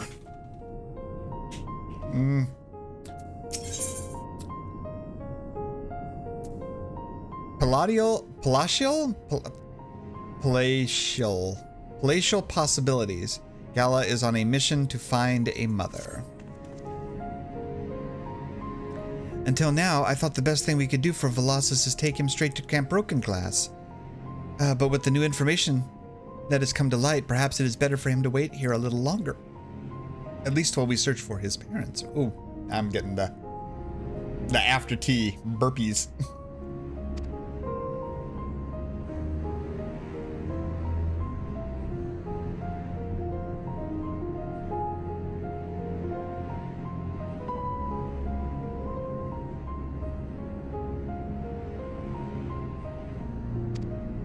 If you're going to thank anyone, thank Kitasha for changing my mind.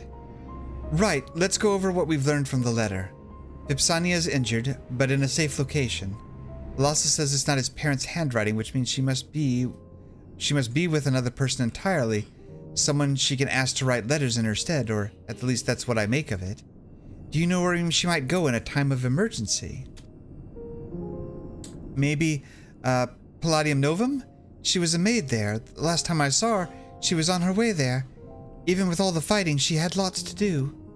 She told me to keep listening to the radio, in case there was any news about the war. If anything really bad happened, we were to meet here, at the station. So the radio kept you from harm, and thanks to her foresight, you were able to find shelter immediately after the city descended into chaos. Your mother is a clever woman indeed. But I wonder, why hasn't she made her way here? She worked at Palladium Novum, Titus and Nerva's residence. Perhaps when she learned the station was held by their enemies, the First Legion, she may have thought against coming here. Even with the war effectively over, she may have been suspected as a spy or the like. So, any thoughts on the matter? She must be with associates of the royal family.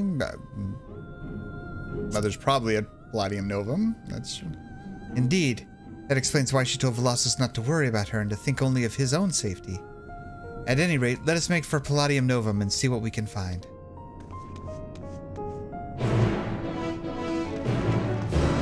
all right, on our way to the Novums of Palladiums.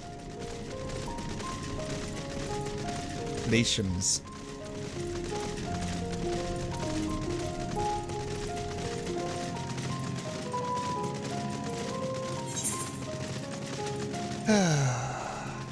Yeah, now I'm just pleasantly happy. Now I have finished my cup of chai tea, and now just like they really were onto something when just like, yeah, it's just nice and calming, and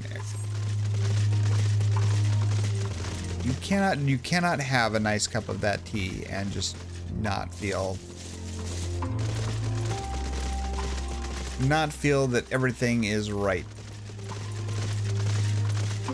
We need to ship a bunch of chai to Russia.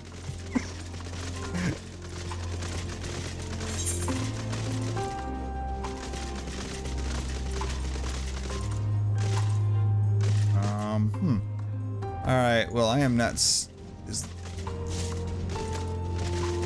can we get past the wall here? Yes, yes we can. All right. Let's go on. This is going to be kind of a long thing if we can't get here. Oh, there she is. Well, this is it. Palatium Novum. A far cry from its former glory, but relatively untouched compared to some parts of the capital. It was built to last, so the lower floors ought to provide adequate refuge. However, there are countless Magitech drones patrolling the perimeter, attacking any who approach. That would explain why those inside have been unable to seek shelter elsewhere. How ironic that the very machina that once protected Garlemald are now one of its greatest threats to her people. But now is not the time for such musings. I know the interior well enough that I should be able to locate any survivors fairly quickly. Could you keep the Magitech drones away while I'm inside? I'll be back as soon as I've finished my search. In the meantime, take care. Alright, we're gonna hang out at this destination and keep watch for the inevitable... The inevitable...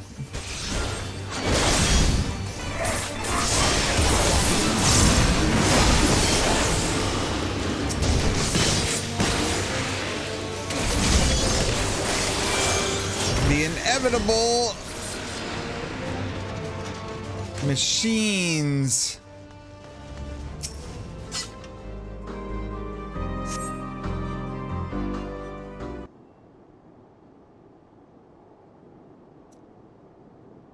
We look imposing, especially that bare-chested and this cold. Yeah. Judging by the din outside, you encountered some trouble. You have my thanks. Unfortunately, I saw no sign of the royal family or Vipsania in there, or anyone at all for that matter. That said, it wasn't a complete waste of time. It looked like people had been living in there until fairly recently.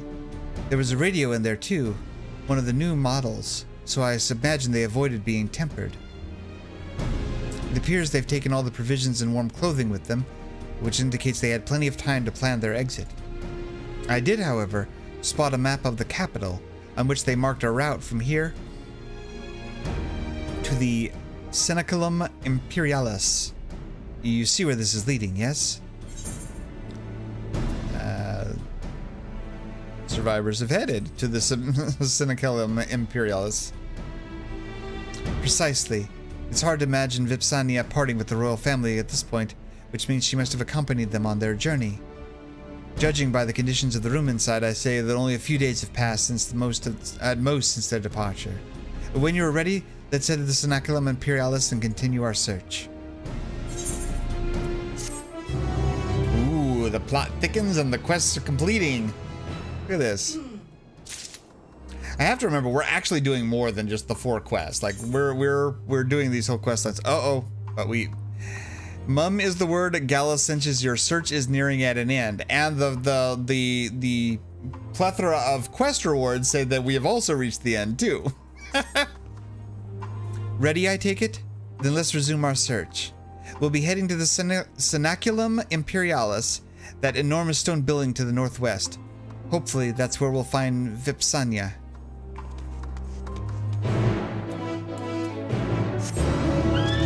All right, to the building to the northwest, Cenaculum. And hopefully not pissing off a whole bunch of people on the way. Also, I love the fact that they had cars here. Like, you know, we technically have the Final Fantasy 15 car that drives around. Oh, looks like someone is also watching for the boy. And we just rode through their quest thing while they're hiding. That's pretty funny.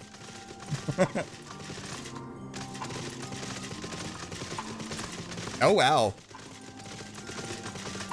Talk about that building actually looks completely intact.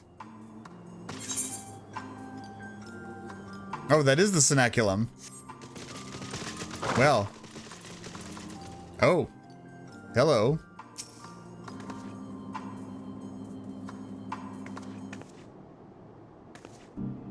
He bears the insignia of the royal guard. Only the most proficient and experienced warriors are accepted into their ranks. Alas, he's no longer among the living, though evidently he has only been here a short while. What could have happened here? Yeah! That came from nearby. Come on!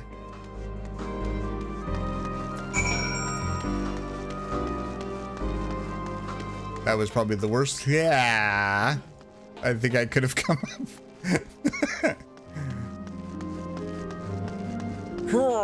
I don't know.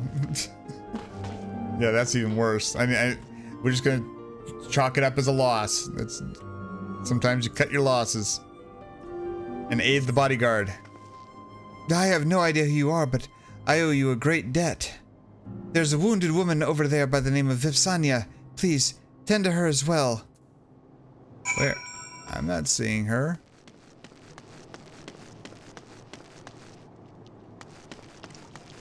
Oh, oh.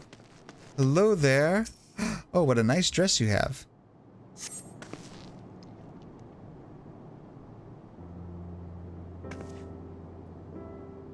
I see you're not one of them, but who are you?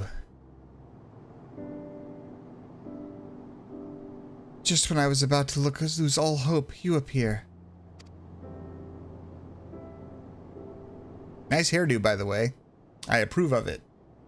100%.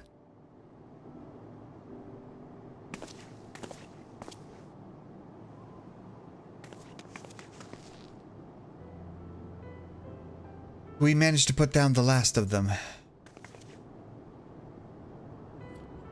I still can't believe you're here at my son's request.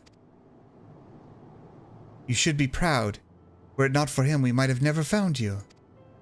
I'm sure he'll be eager to express his gratitude to this gentleman here.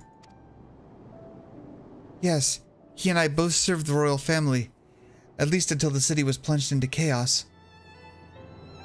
I was badly injured, and he's been by my side ever since.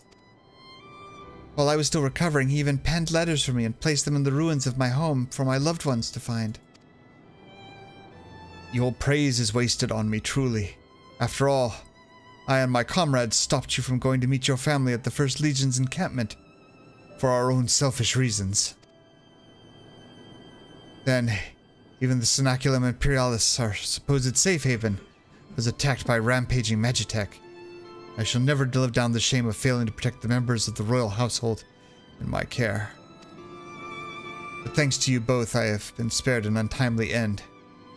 Pray accept my deepest gratitude. We're glad to help, and for what it's worth, I'm sure my comrades in the First would rather let bygones be bygones than perpetuate old grudges. The two of you must come with us to Tertium.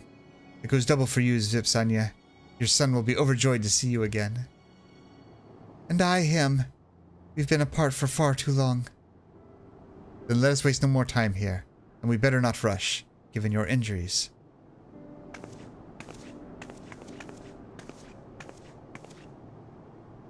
I'm not seeing injuries, but alright, sure. They're there.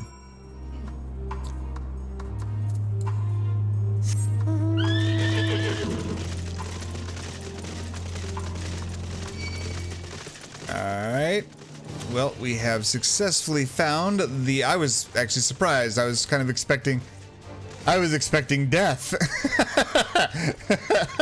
I was not expecting us to actually find the mother. So that is a pleasant surprise. Although interesting thing to note that apparently apparently the royal family also did not survive.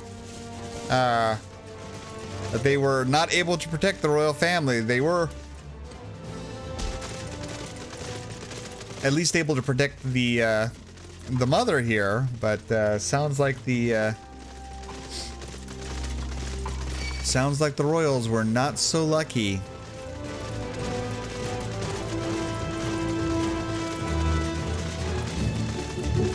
But now I believe, yep, this is the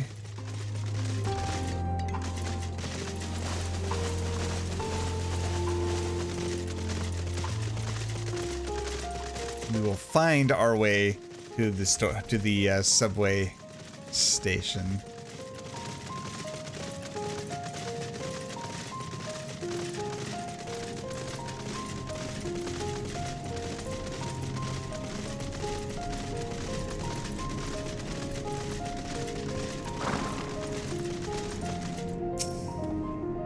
Did you find her? Come on, let's have a happy ending for once.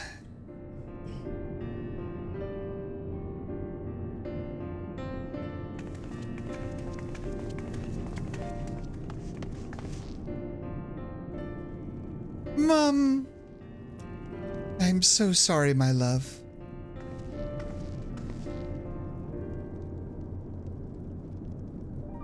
Aww.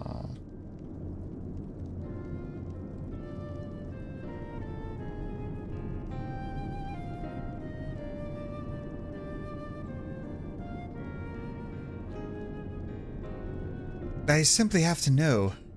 Why did you leave Palatium Novum? We both serve the kin of Lord Nerva, so it was decided we would join the 3rd Legion in the Cerulean Imperialis. But as soon as we set foot outside, the streets were overrun by soldiers in the throes of magic, madness, and Magitech drones attacking anyone who dared cross their path. It's a miracle we even managed to escape.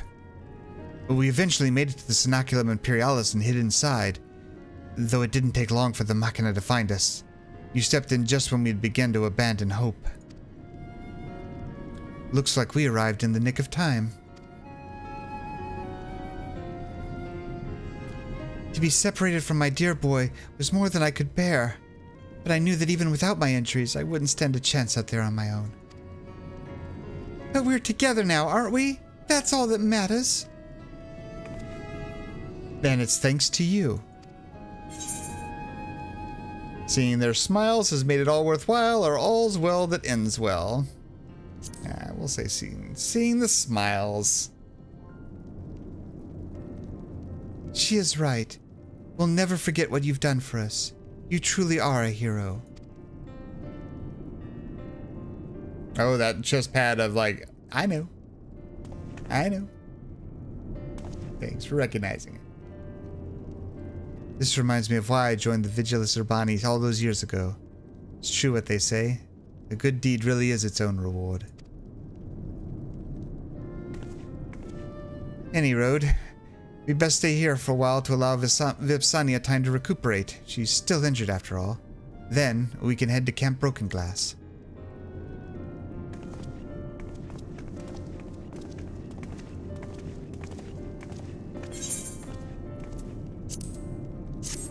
Give me the money. Give me the money. I got plenty of food. Give me the money.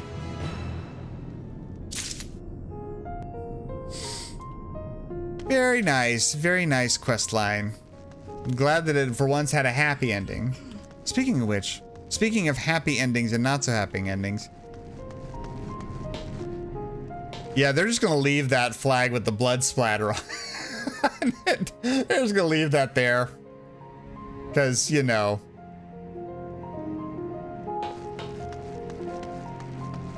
Long live the Empire.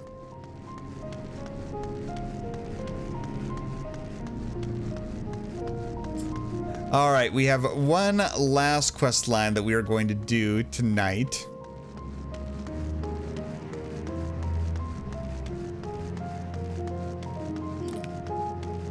And for that quest line, we will need to go back to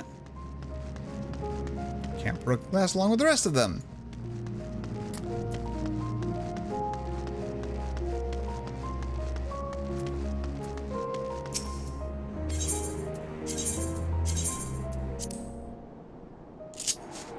Also, one thing I am going to start doing, because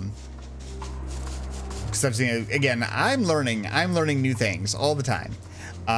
So one of the things I'm going to try and do over the next couple days is I'm going to try and get a schedule graphic that I can use, so that basically what I'd like to do is I'd like to kind of have a post on Twitter so that you guys can see kind of what I've got planned for the week. I mean, granted, you guys know Tuesdays, Thursdays, Saturdays, it's always the same time, so hopefully I don't have any plans for that to change, but I kind of like the idea of just having, you know, something that you guys can look at and say like, okay, I know what he's going to be doing on Tuesdays and what's going to be happening on Thursdays and stuff like that, and you guys can decide, you know, when you guys want to show up. If there's a particular stream or thing that you're really excited about.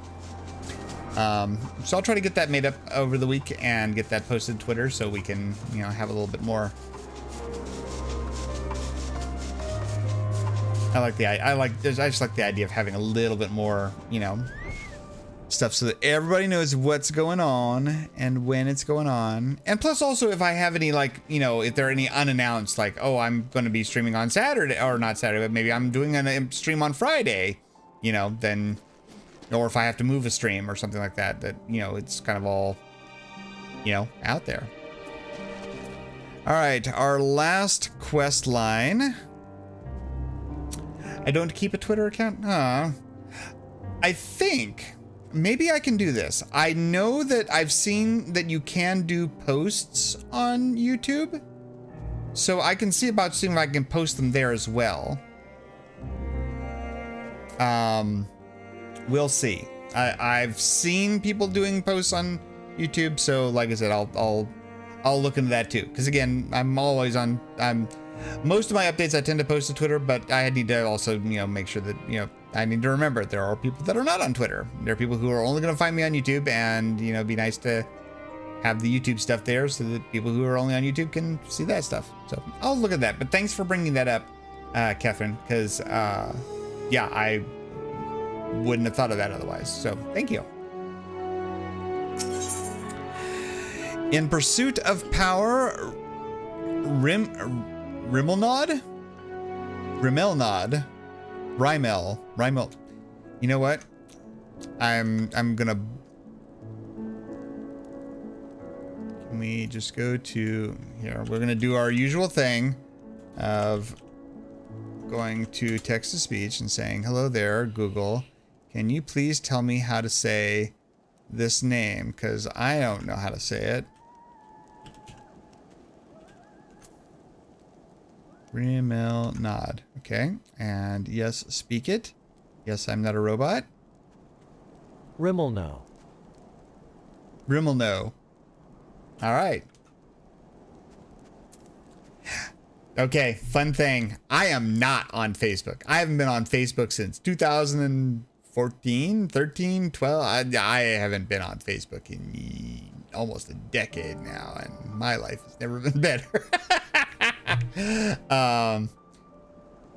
I've thought about starting my own Discord server for this. Like, you know what? That'll be what I do when we get to 100 subscribers. When we get to 100 subscribers, I will make a Discord for the channel, and we can post all the stuff there.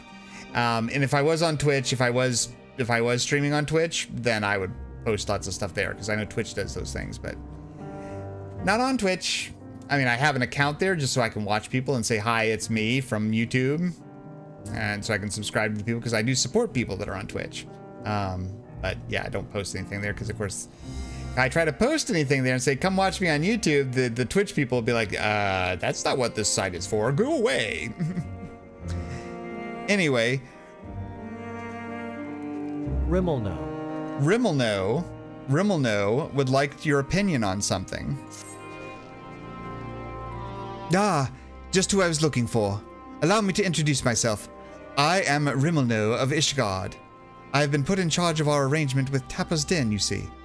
However, the very first of the Tappers to come bearing Cerulean has asked quite a lot of us, if I do say so. They wish for our help in getting Juturna Platform G up and running. The very same platform that's at the head of the Imperial's primary energy pipeline. What's more, he's a Garlean.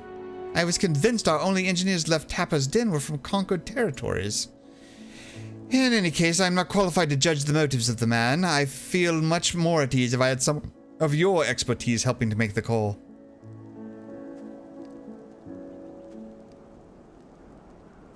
I do thank you for your willingness to assist. Let us go and speak with the Tapper in question then. He's a man by the name of Appius.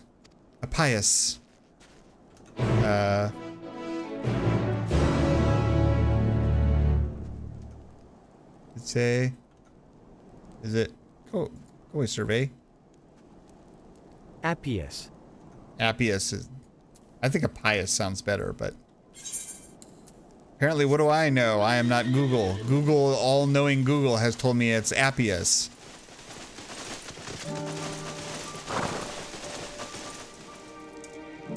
quick question. What's with all the dragon eyes on the left? Ah, so you have noticed my special bar of targeting fun. This is not very obvious when I am in a solo party, but it is a little bit more obvious when I am in a party. So let's bring out the chocobo to... Oh, not that. No, I don't want to ride the chocobo. I want to bring him out as a party member. All right. So what these are these are all basically targetable macros. So Dragon Sight 1, 2, 3, 4, 5, 6, 7, 8. They automatically target the person at that particular slot in the party list for that thing. I have it for actually quite a number of things because somebody shared this with, they shared it, actually it was shared for Astrologian at first. And they said, oh, it works great for any class that has any targeted ability. So for example, say I have, let's say Rhapsody here, my faithful chocobo bird, is the enemy. I am fighting Rhapsody. Well, actually, you know what? Do we have a... No, we don't have a nearby. Let's say that I'm targeting Rhapsody. I have Rhapsody targeted. I draw a card. Oh, okay. I have a card that's here. All right. I want to place that on me, since I'm the only other party member that's here. I can continue to target Rhapsody. I don't have to change my target or anything. I just have to go over here, find the button that's next to the person that I want to cast it on, and I automatically cast it on that person without losing my target. It is absolutely great for any of those abilities that require you to try and target somebody without letting go. For example, Paladin's cover. I can have cover buttons all over here. Actually, I don't have them for my Paladin. I have intervention set there, so I can automatically throw shields on any one person without doing it. Or Dark Knight's Blackest Night. So again, I don't have to try to select somebody, then hit the spell. I just click the button next to their name, and it will automatically do the thing without me having to lose focus on the boss or whatever the heck I'm doing. I have it on a few others as well that are kind of weird, like oh yeah, for Bard I have Wanderer's Paean, which is the removes status effect from somebody, so I can just click on it and go. And you'll notice that the counter, the countdown timer works as well, so it works just like any of the other hotbar spells. You have to make 8 of them though for each party member, so I have a page of macros that's just full of all the macros that I use for those things. And obviously there are a few that I haven't set up yet, so these are just the jobs that I play the most often that really benefit from having a targetable thing. But Dragoon is nice because of Dragon Sight, because Dragon Sight you can want to target to somebody else and or yourself, and it just makes it so it's a one click. I don't have to switch targets. So it can get a little unwieldy if I lose my mouse in the middle of a big fight and I need to pull off one of those spells for whatever reason. So that can be a little bit thing, but I still think it's better for me. It's better for my playstyle than trying to do the whole target, cast spell, target back again, or you know, any combination thereof. Just one of those, like I said, it's just my personal thing. But that's what those bars are for.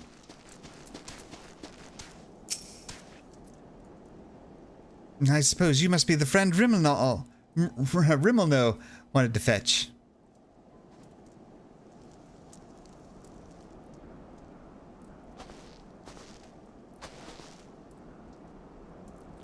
You have my thanks for getting him to agree to my proposal. Do not misunderstand. I have yet to agree to any such thing. I merely wanted someone else present during our talk. Very well, though I do believe my proffered deal would be a boon to us and the Ilsabard contingent alike. I used to work on Gentura Platform G, you see, so I know more than most about the facility and its operation. That may be so, But your relationship to the facility notwithstanding, why should a Garlean such as yourself still be taking refuge in Tapper's Den? We've been led to believe that the former workers residing there were from other territories. You're right on the technicality. I was a supervisor rather than your typical staff. When the platform went down, it seemed only right that I stay with my crew. I always thought we were close, but living alongside them in Tapper's Den has made me realize that I took them and their skills for granted. And that's to say nothing of the blind eye I turned to their struggles. That is why I came to you. It's high time I be of some real use to them, and everyone else if we're lucky. If we manage to get the platform back in working order, it'll dramatically increase our capacity to pump and refine ceruleum for everyone in the region. Sadly, we're more than a few hands short of a full workforce, not to mention the lack of supplies. Which is precisely where you come in. Help us get things up and running again, and you'll have your share of the ceruleum coming out of the rig. You couldn't come up with a more mutually beneficial arrangement if you tried. So he says, what do you think? Seems trustworthy to me, or I'm a little uneasy about this. We'll be trustworthy for now. We'll see.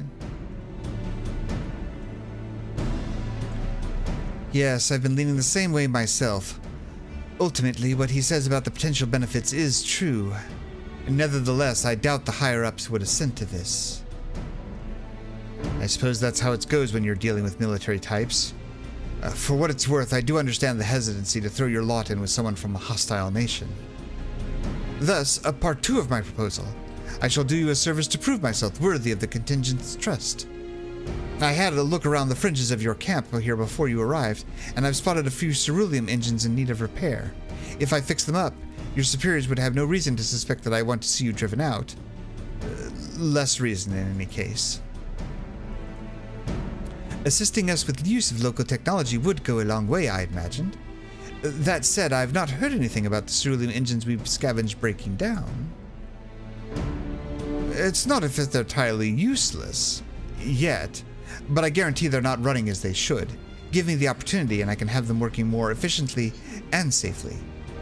You are welcome to accompany me while I do so, that way you can ensure that I don't get up to anything suspect, and then vouch for me with your superiors. I have no objections. I trust you will sense anything amiss. Let us begin with a proper inspection, then. We'll get to work as soon as you're ready, Kitasha. Yeah, funny enough, that was actually something I saw on Reddit once, because the guy was like, you know, this is how I do my astrology cards. And everybody was like, that could be so useful in so many ways. Besides astrology cards, half the jobs have things like this. So I was like, well, and also I always, always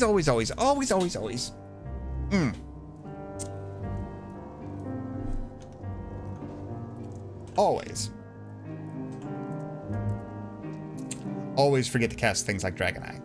I always forget those things. So having them in their own spot where they're just giant and big and saying, hello, I am not used, I am ready to go.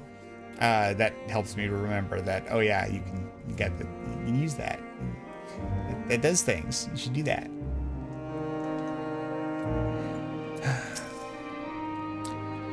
Though the ultimate objective is to get the engines running at full capacity, the purpose of this inspection is to work out what parts we'll need. However, I would hate to fumble up something and be accused of sabotage, so I'd appreciate it if you could be the one to lay hands on the devices. Never fear, I'll be right behind you telling you what to look for. If we inspect, say, 3 of them, we should have a decent idea of what needs repair. Lead the way. Appius is now accompanying us. All right. 3 engines. Oh, and there's one right there.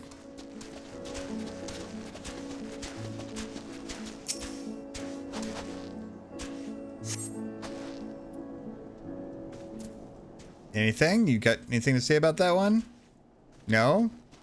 Alright. Well, I'll assume we're good then. Oh. Hello there, mister. I'm out in the middle of, or hiding behind a...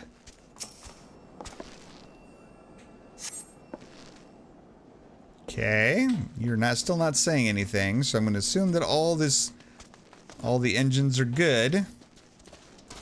Maybe.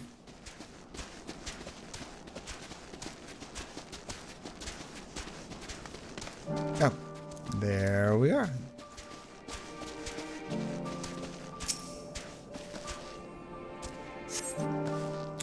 Praise be to your deft hands. I have an idea of what our next step ought to be, though perhaps it would be best to apprise Rimuno of our progress first. Probably a good idea.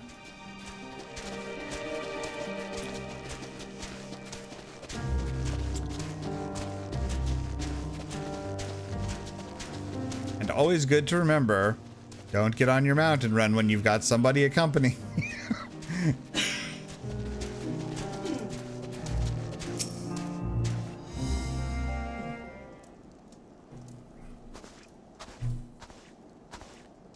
How are our engines? Alas, I fear that each of those we examined are guaranteed to break down sooner or later should you continue using them in their current state. Surely you jest. I swear it on my integrity as an engineer. You are in dire need of instruction in the proper operation of cerulean engines. You saw the little lamp light up when you touched the switch, correct? That only illuminates when there's an issue with the engine. They were switched off for want of fuel when the sediment was abandoned, no doubt, which prevented them burning out, only let them freeze solid instead ere your lot turned them on. From the state they're in, I can only assume it didn't occur to you to warm them up first. I notice you have heating technology of your own, but it will do you no good should the engines to power them break down, now will it? You have nothing to lose and everything to gain from my assistance. I am a machinist from frozen climes myself, and what you say sounds plausible enough. Very well. On behalf of the camp, I formally ask you to repair the cerulean engines. I suppose that means I will be taking responsibility if anything goes wrong, so you may as well use your own two hands this time. That's the spirit. I knew you'd come around.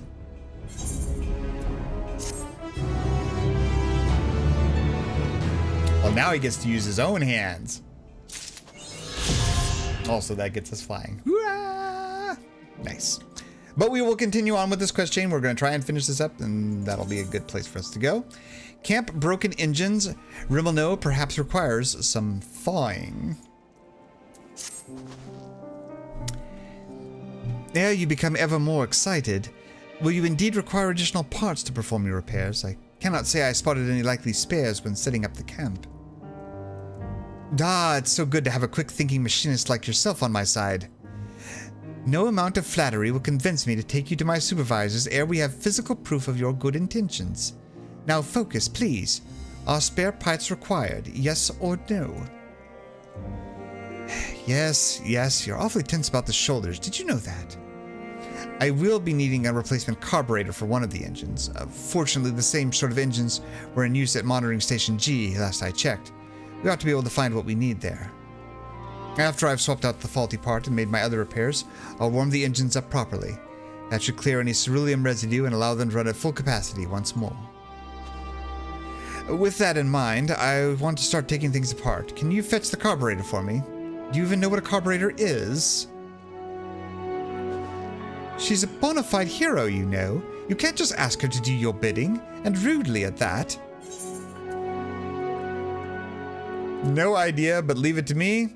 I'm used to being ordered around. We all know which the right one is. If you're certain, you need to look for some sort of tube connected to the Cerulean's engine core. Many Magitech devices use them. Or utilize them. Well, where are we going? Do I even see? Oh, that's what they meant by Monitoring Station G. But it's cool. We can get there fast now. Let's go. Haha.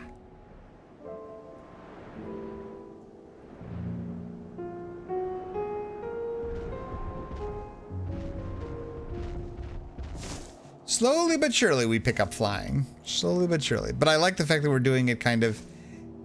what's the right word? As we're doing the rest of everything. Oh, here we go. Cerulean Engine. Let's get the carburetor out. This so-called carburetor appears to have seen better days. Perhaps another Cerulean engine has a nicer one. Oh. We apparently selected the wrong Cerulean carburetor. Oh, but here's another one. Let's see about this one.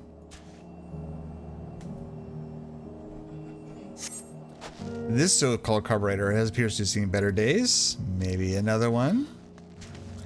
Third time's the charm. Maybe? Maybe? This carburetor appears to be intact. Appius will know for certain. Nice. Third time was the charm.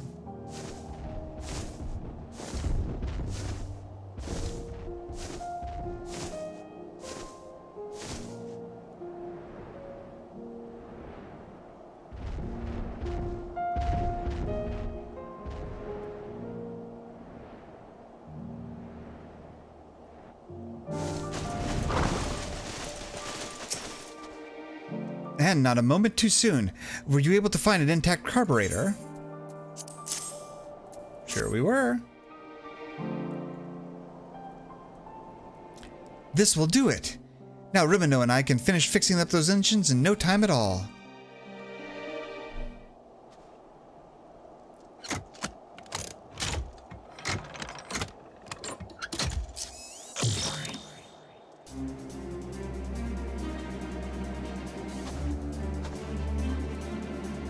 There. Everything's in order. These should be much more efficient. And you'll notice they've stopped making strange and ominous noises. I must say I am taken aback by your abundance of skill. Allow me to thank you on behalf of everyone here at Camp Broken Glass. Oh, the pleasure's all mine. Happy to be of service. You do seem genuine about that. Tell me, do you have some sort of connection to Camp Broken Glass? In a way, I hail from Laterum, as it happens. It was a village here, precisely where your camp is now. It acted as a checkpoint for those visiting the capital, but it was also home to the rigs workers and our families. Obviously, much has happened since last I called this place home, but in my heart of hearts, it always will be. I must apologize for effectively occupying your home, yet place the full burden of providing good faith in our dealings upon you. Oh, no, I couldn't blame you for that. We've hardly had a viable alternative against abandoning Laternum, knowing that we could never defend ourselves against wandering bands of maddened soldiers. But that reality is no more your fault than ours. Even if you vacated right this instant, I doubt many of us would return. We simply don't have the resources. Until Juturna Platform G is back in working order, that is. Truth be told, your presence here is what had me daring to hope. If you can agree to help me now, there may come a day when the other survivors and I can come home. Fury above, I certainly can't turn you away now, and you've proven yourself with your work this day. I'll have no lingering qualms about approaching my superiors with your proposal. Truly? Oh, I could kiss you! Oh my. Things just got hot and heavy here in the snow.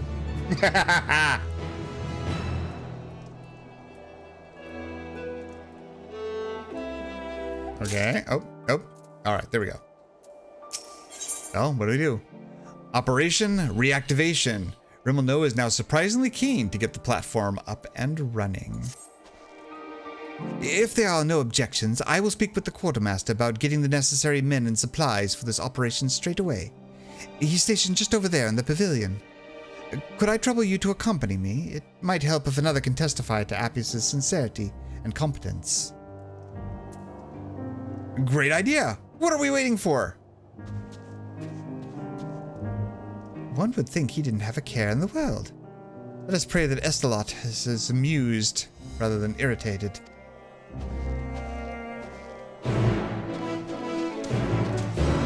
Alright, to the supply tent person thingy.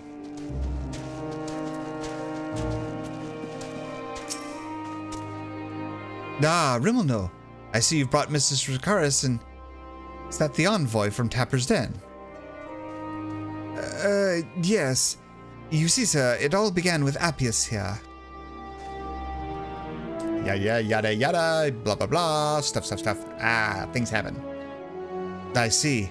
Certainly would be a boon to us if that platform was restored to working order. And no doubt.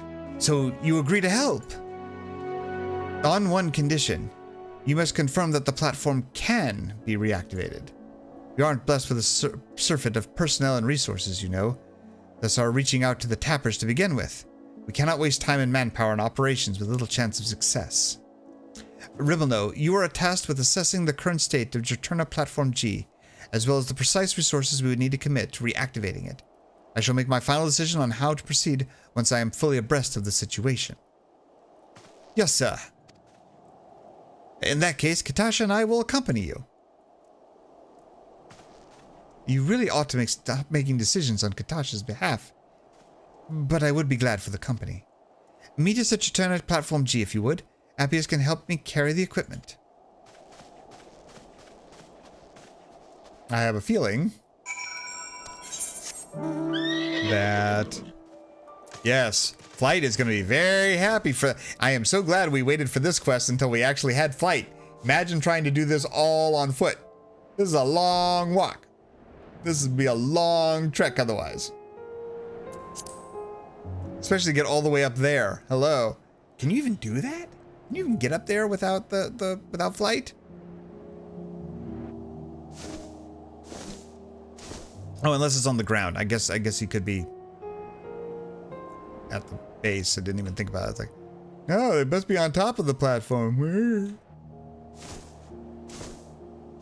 And sure enough, they're at the bottom. Mm-hmm. They're such bottom bitches. I do so miss the days when we had a full crew, pumping and tinkering and operating heavy machinery on too little sleep. As much as I would like to know what the hell's you're on about, we have no time to be revisiting old memories. We're here for one reason, and one reason only. I know. At least the exterior seems unharmed. I'll head inside and have a look around.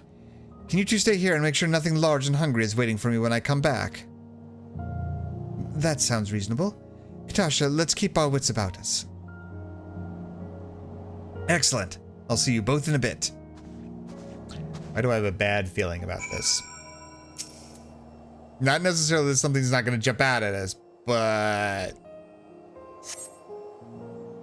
Oh, great. Straight to cutscene.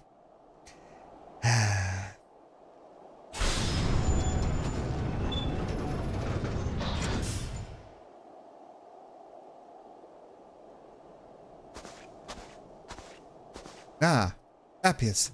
How did it look? The equipment appears undamaged, though temperatures are so low that we'll need to be careful about how we turn everything on again. It's just... What? Is there another issue? In a word, yes. I couldn't find the identification key. Without it, there's no way to activate the platform, even if it were in pristine condition. And why exactly was it designed with such an obvious flaw? Flaw? Juturna Platform G is the capital's main supplier of ceruleum. It wouldn't do if anyone could turn it off and on, now would it? The key is always kept secure, and there are only two people able to open the container it's usually stored in. Myself and Chief Frontinus. I haven't seen him since this blasted war began, but I can only imagine he's out there somewhere, key in hand. You think he took it? I've never met anyone quite as loyal to the Empire as Chief Frontinus. He probably took the key to stop anyone from misusing the platform. Then I'd say he succeeded in his aim. It stayed dormant this whole time and out of the hands of the warring factions. Indeed, but now we just need to find out where he is. I'm sorry for wasting your time. There's no way we can get this place up and running without that key. Don't tell me you're going to give up, just like that. Let's find another way to activate it, or not after I found a carburetor for you, you don't.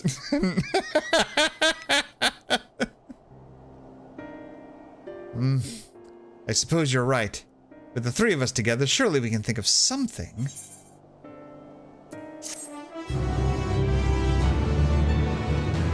Surely we can.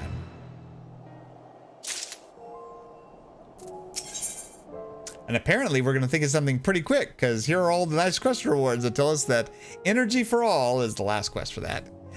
Rimuno has precisely one solution in mind, which is notably better than 0. Is there really no way to bypass the mechanism that the identification key interacts with? What exactly do you mean? I work at the manufactory in Ishgard. I once watched my superior, as is his way, dismantle an Magitech armament and put it back together again. He succeeded in bypassing the verification mechanism required to activate the machine by rewiring it. I was wondering if something similar wouldn't be possible with the platform. That's something a second-rate thief would do. Well, beggars can't be choosers. Save your chief and engineer appearing out of thin air, it's likely our only option. You've got a point there. Far be it from me to turn down a proposal from an esteemed colleague. I'm so glad to have you at my disposal. That's the spirit, I suppose? I shall return to camp to inform the quartermaster of our plan. He should be willing to spare an external power source and a few other tools if I vow to return them soon. Perhaps even an extra pair of hands. That leaves me to open up the panel and rearrange a few things before Rimuno returns. In the meantime, I'd thank you to keep an eye out for anything that might eat him on the way back. There were never so many beasts around before, but they must have gotten comfortable with us traipsing back and forth across the ice. A little too comfortable, if you ask me. Oh. Lie in wait at the designated location and slay anything that appears. Well, this seems like an appropriate thing for me to do. I will just stand here, looking menacingly. Apparently I have looked too menacingly.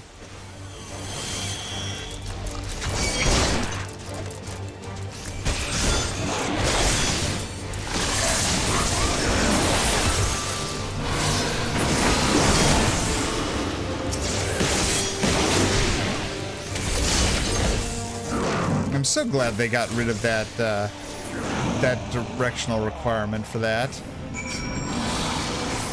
Nope. All right, I guess that was all we had to do. Oh, and I could have used my dragon. Speaking of, see, I told you, it's even there and I still forget. Oh yeah, you can just click on that thing to give yourself a boost. I even have a bird. I could have clicked on the bird.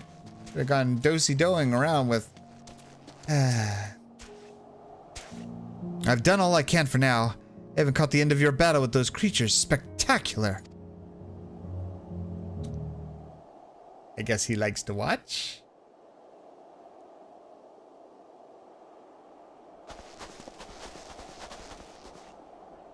Ready to get to work, I hope. Of course. All that's left is to engage in a bit of Ishgardian skullduggery. I'm not sure I care for that turn of phrase, but very well. We'll attach the power devices which should allow you to utilize the control panel. Thrilling. This place will be up and running before you know it. Just stand back and watch the master at work. Well, I'm not gonna be any help. I'll just bungle bunches of stuff.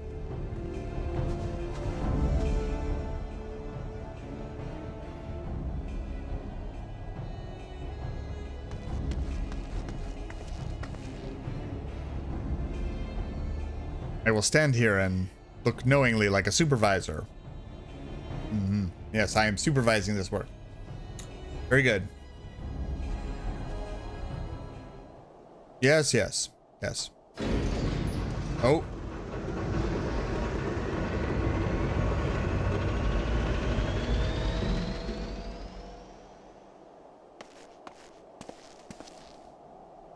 It worked.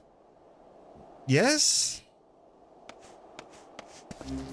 You bet it did. There's life in the old girl yet. Of course, there's still a lot of work to be done to get it ready to extract and refine ceruleum, but we're off to an excellent start. Which means Garlemald is just its first steps on the road to recovery. I cannot thank you both enough.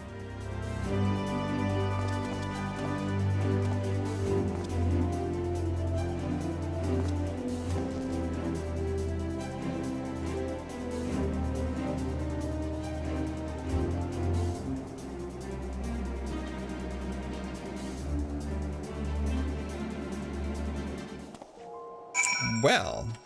Nice. I am pleased that this plan was a success after all. I appreciate your seeing it through to the end. We can leave the rest of the engineers I brought with me. They are more than capable of keeping the place operational until we're prepared for the next phase. Now, let us return to camp and inform Estelot of our triumph.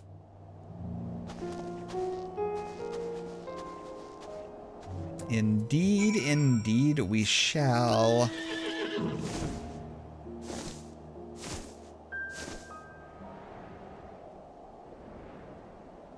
You know, for all the sadness, for all the kind of bleak and depressing stuff that this zone has had during the MSQ, I can appreciate that all the side quests that we did today have all been pretty hopeful. Like, there hasn't been a lot of bleak stuff here. Like, I mean, they deal with bleak situations, sure, but all the quests have had pretty positive outcomes, and you know, kind of glad for that.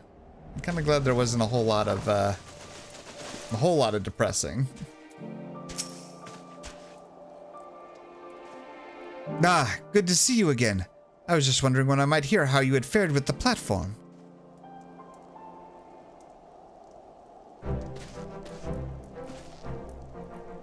And it seems I won't have any longer to wait. I trust your eagerness is a sign that you had some success? Yes, sir. We were able to access the platform's controls and confirm that it is operational. There are still adjustments to be made, but I imagine it won't be long until it's fully operational. Splendid! If the camp can secure a stable supply of energy, we can begin rebuilding throughout the region. It will doubtless give succor to those in Tapper's Den, and the capital proper as well. One of our goals when we first came here was to improve the lives of those that can still call this frozen land home, and you have made a great contribution towards realizing that ambition. Thank you, sir. I certainly wouldn't have made it this far without your genius. The days when Garlemald looks forward to a bright future seem so distant now that the snow and frost have reclaimed their dominion. But I, for one, am ready to embark on the same journey that my ancestors once did, and build a new home around the warmth of cerulean flame. I am certain when the time comes, I shall be proud to know that I worked alongside you. I must thank you as well. You have taught me to listen with sincerity to the words of those who I would otherwise have unjustly scorned.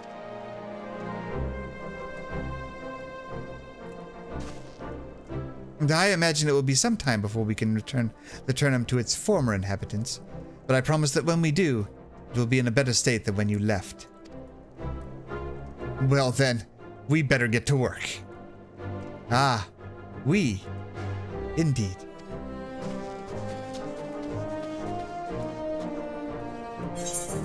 And off they go to go make the world a better place.